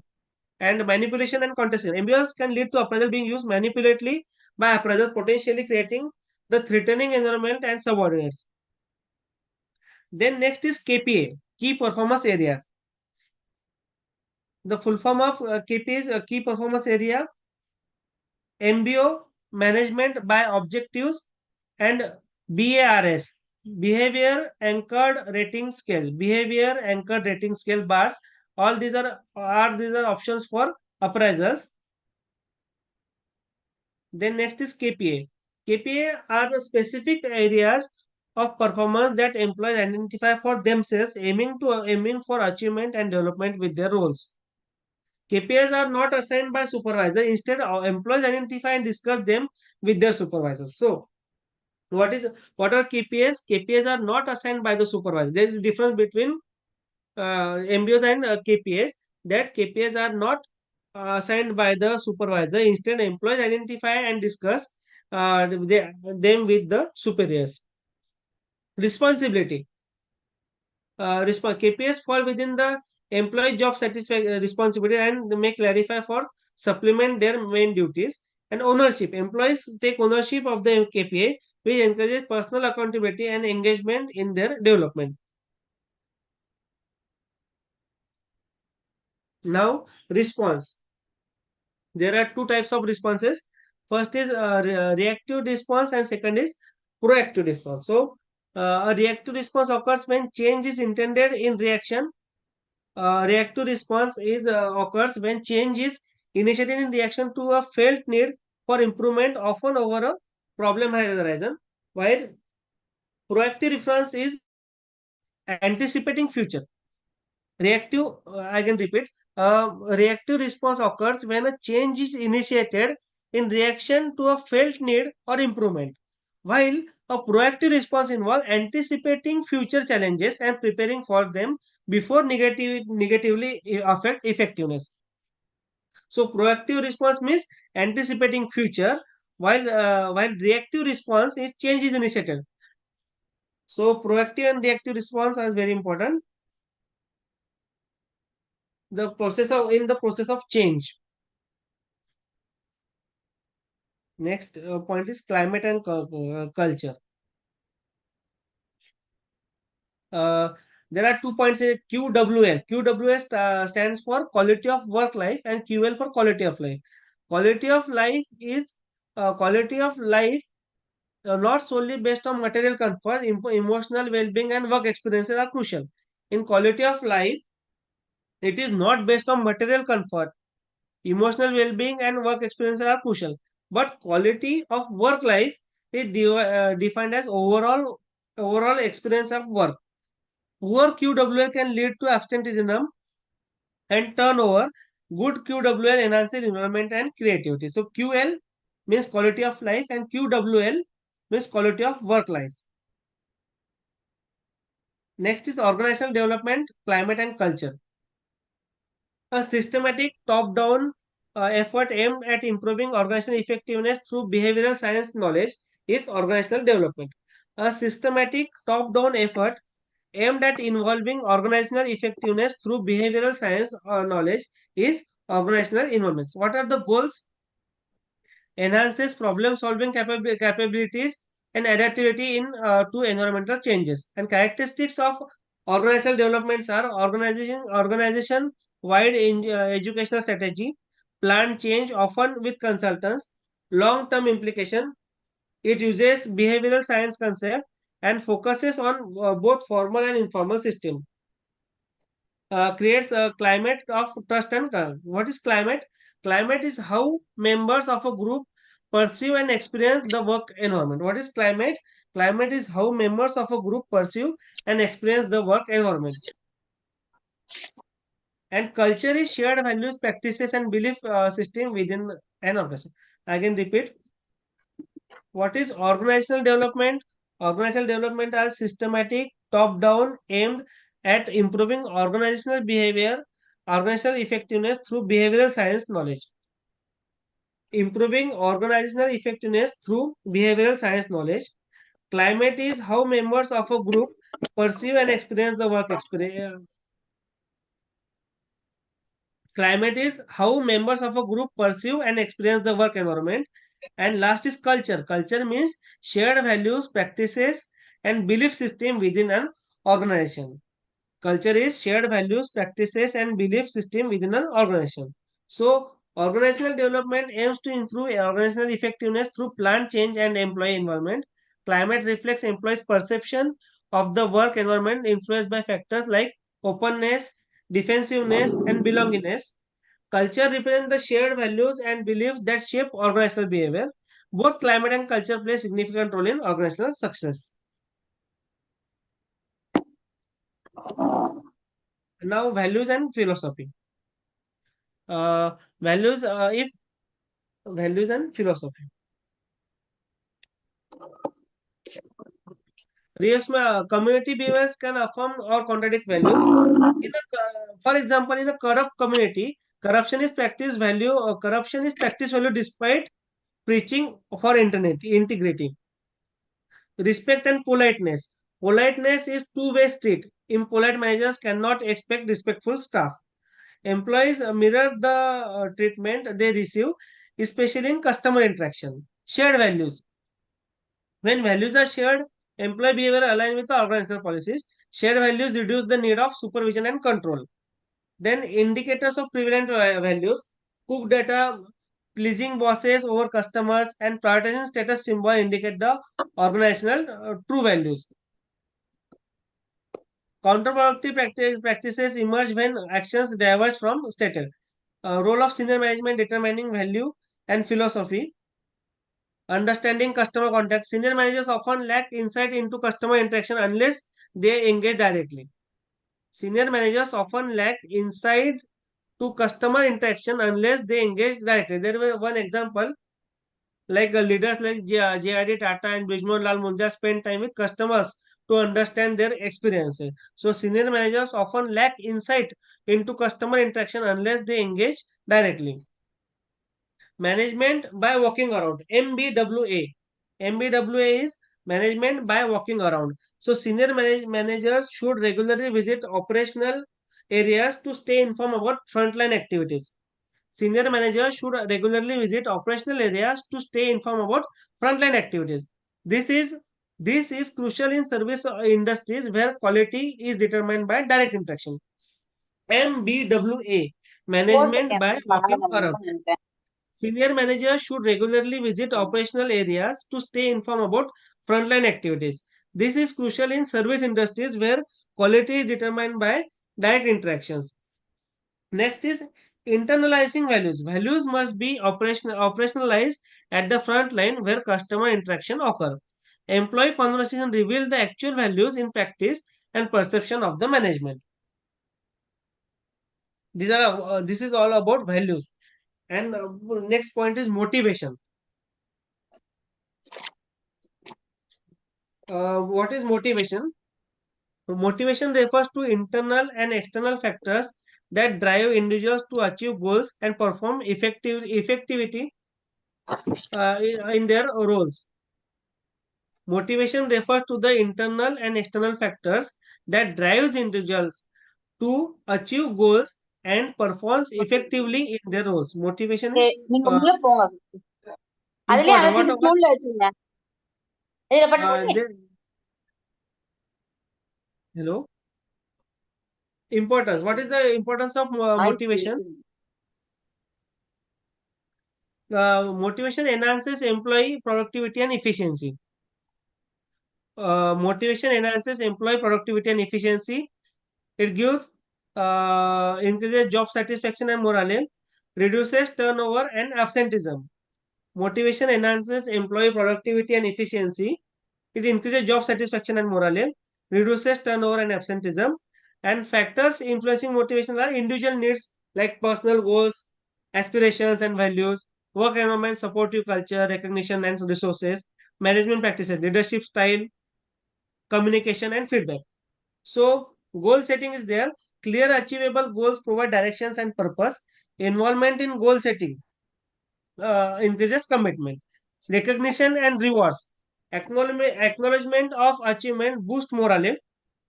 Tangible rewards like bonuses, promotions, and intangible rewards like praise, respect. What are the tangible rewards? Bonuses, promotions, etc. The intangible rewards, praise, respects are both important. Job enrichment, providing meaningful work and opportunities for growth enhances engagement. Providing meaningful work and opportunities for growth enhances engagement. Job enrichment involves increasing responsibility, variety, and autonomy. Team dynamics. Collaboration and positive relationship among team members foster motivating in environment. Team goals can enhance collective motivation. Team dynamics is collaboration and positive relationship among team members foster for a motivating environment, and team goals can enhance collective motivation. Next is communication. Open and honest communication Sir, builds trust sir, and clarity. Yes. so there are two theories, Maslow's and Herzberg's. Okay, we are going there. Okay. We will continue first this topic. Well, we will cover this topic first. Okay, So sir. communication is there. Open and honest communication, building trust and clarity. And next is regular feedback helps employee understand their performance. Next is leadership role. Effective leaders inspire and guide employees towards common goals. Effective leaders inspire and guide employees towards common goals, and leaders should model desired behaviors and values. Work-life balance. Last point is work-life balance. Work-life balance. Supporting a healthy work-life balance contributes to overall well-being and motivation. Supporting a healthy work-life balance contributes to overall well-being and motivation. Flexibility and understanding of personal needs are crucial. So this is all about motivation. So these are the theories. In short, we will take one by one theory. These are the theories of motivation, out of which uh,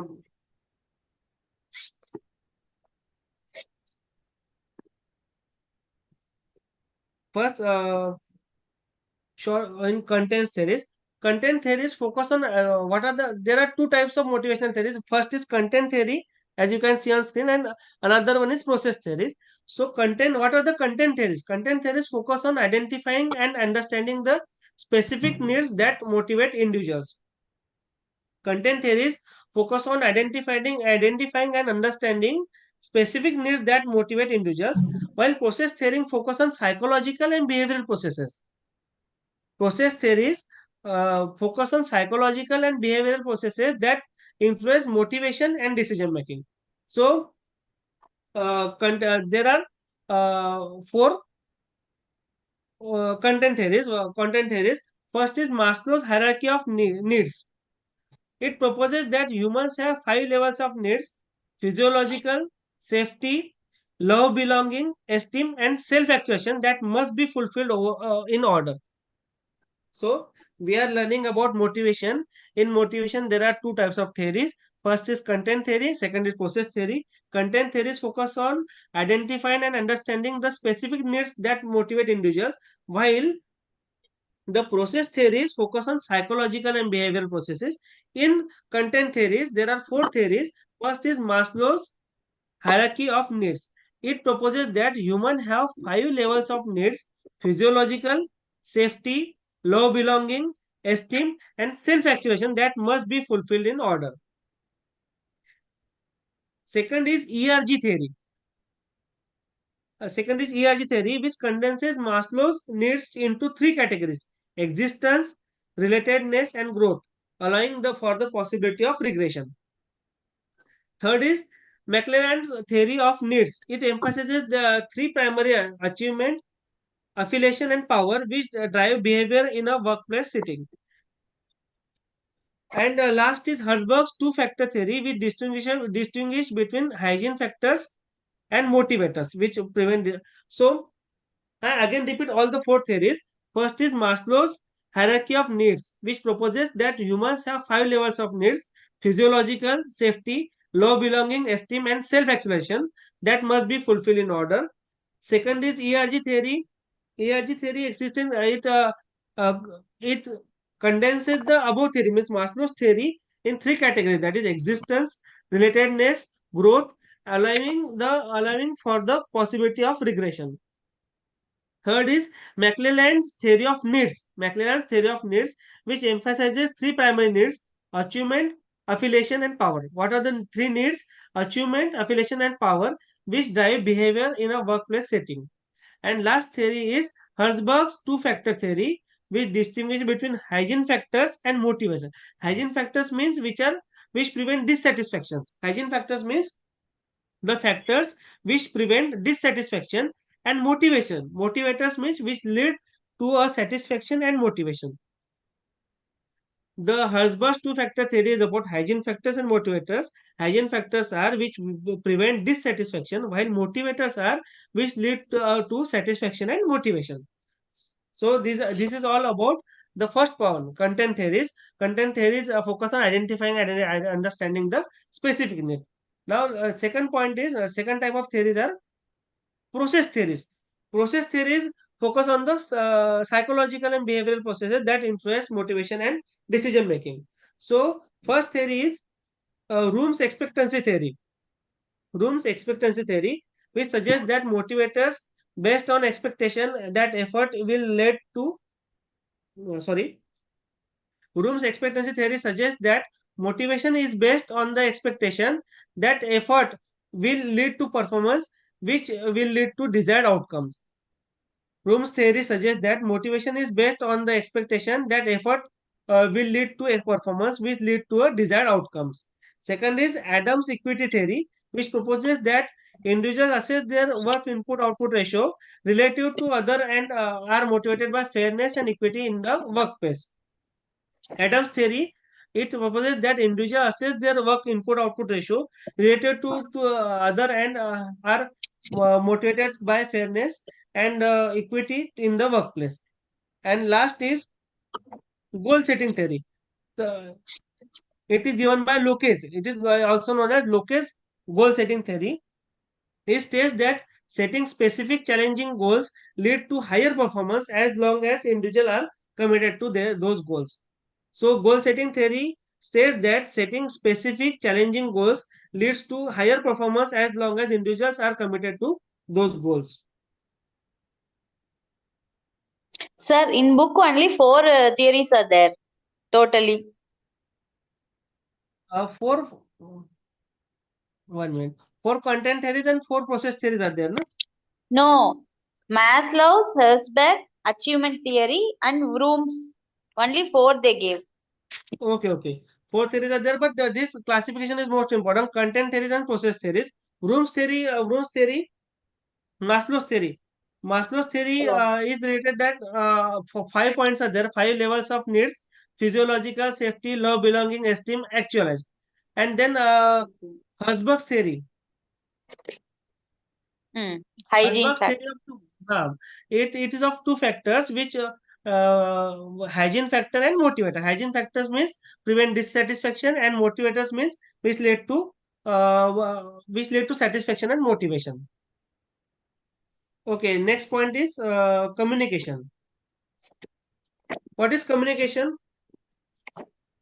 Communication is in management refers to exchange of. We are short of time, that's why I'm taking rapidly. Communication is in management refers to the exchange of information and ideas between individual or groups within an organization to achieve common goals.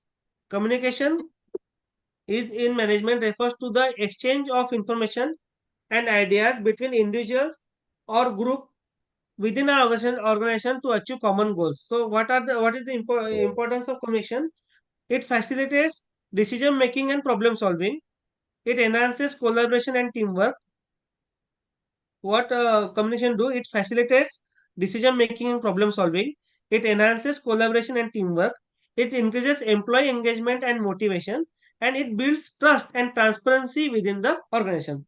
Types of communication are there. First is verbal communication.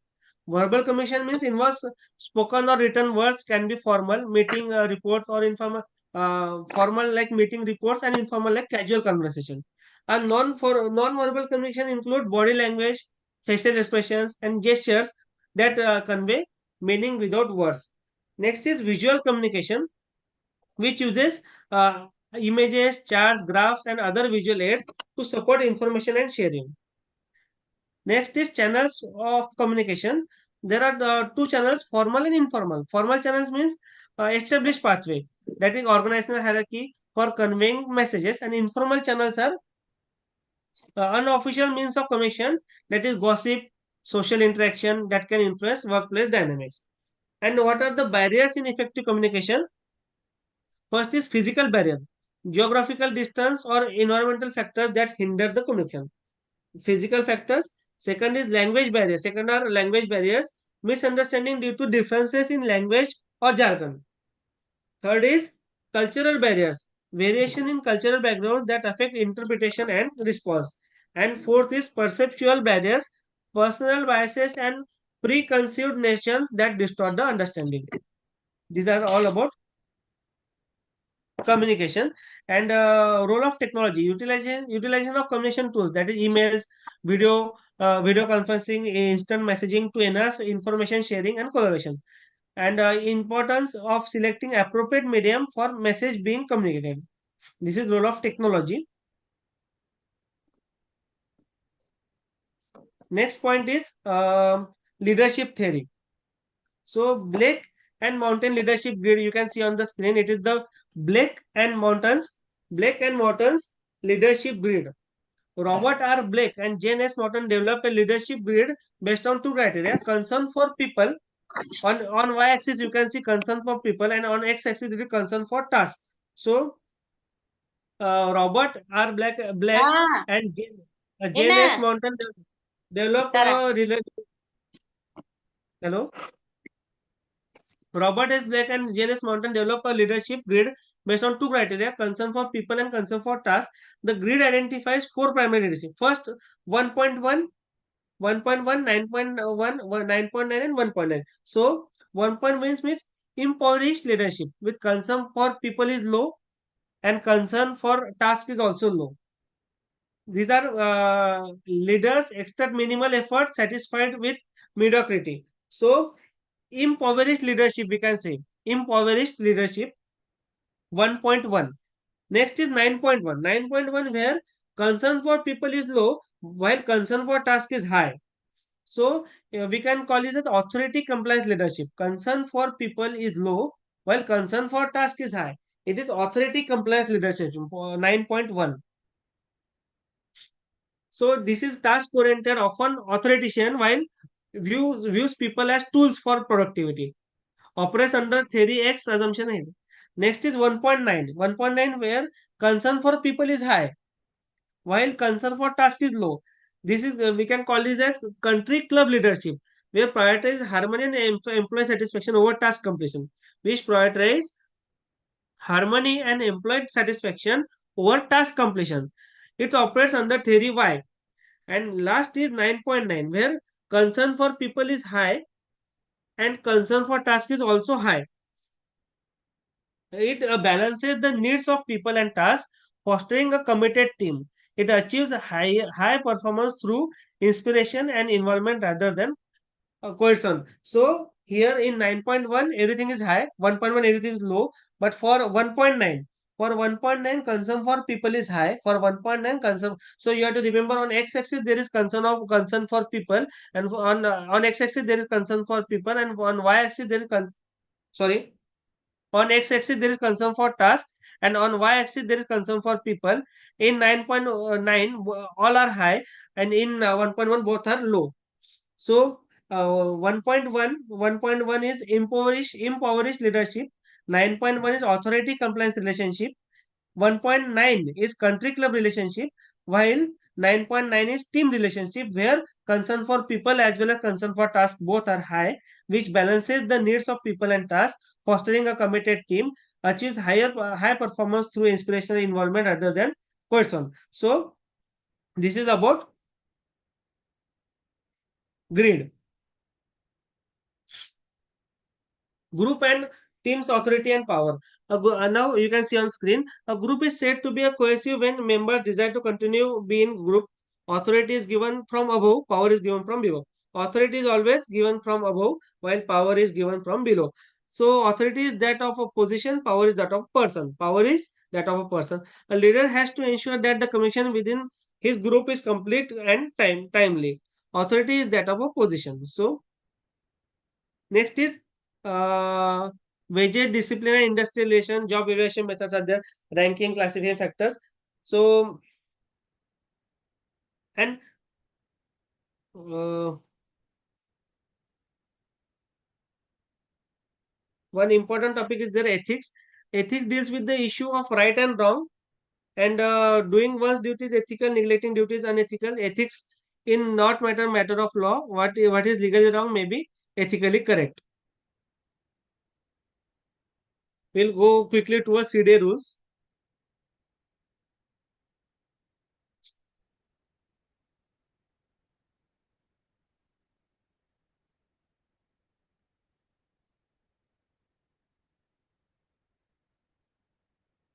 CDA stands for Conduct, Discipline, and Appeal. So these are the rules. Come into force from 2003. So CDA rules, I am referring 2014 CDA rules. Applicable, these rules are applicable to all employees posted in all other general insurance companies also, and applicable for persons governed by pension in 1995. Every employee shall at all the time. So these rules are applicable to all at all the time. So there are important misconducts.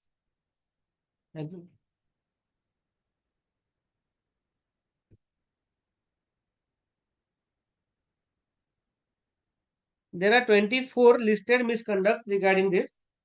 So uh, I will tell you one by one. First is theft, fraud, or dishonesty.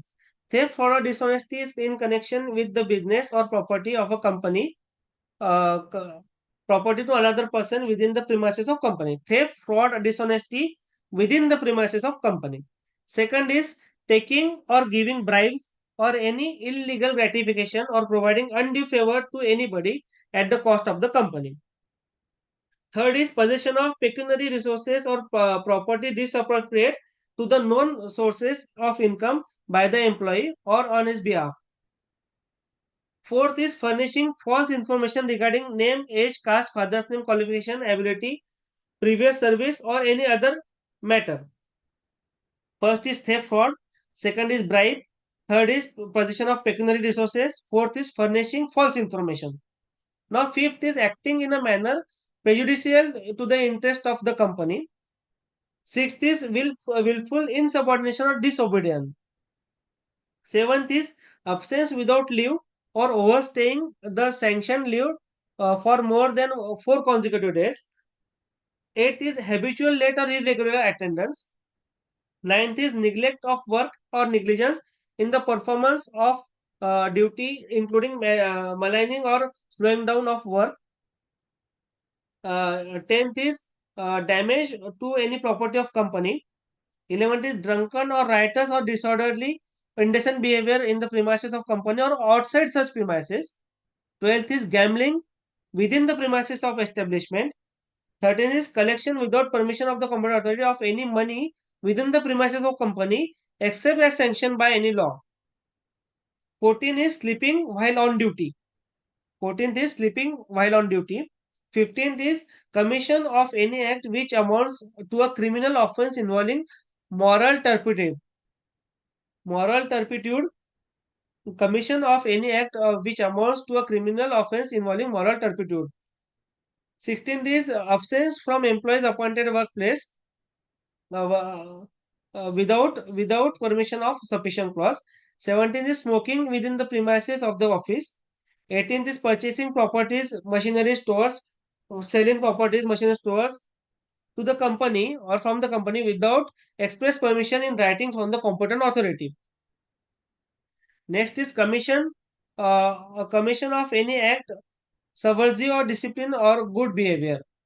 Then abatement or attempt to abatement of any act with the amounts misconduct. 21st is sharing computer password with others without written sanction from competent authority. 22nd is any wrongful illegal activity committed through the use of computer, internet, and or violation of the provisions of IT Act 2000 or the IT policy of the company as amended time to time. 23rd, indulging in any act of sexual harassment of any woman at workplace. And 24th is possession of or consuming of or being influence of narcotics or drugs of similar nature in the premises of the company. So these are the misconducts. Next are the penalties. There are two types of penalties. First is minor, you can see on screen, minor penalty and major penalties.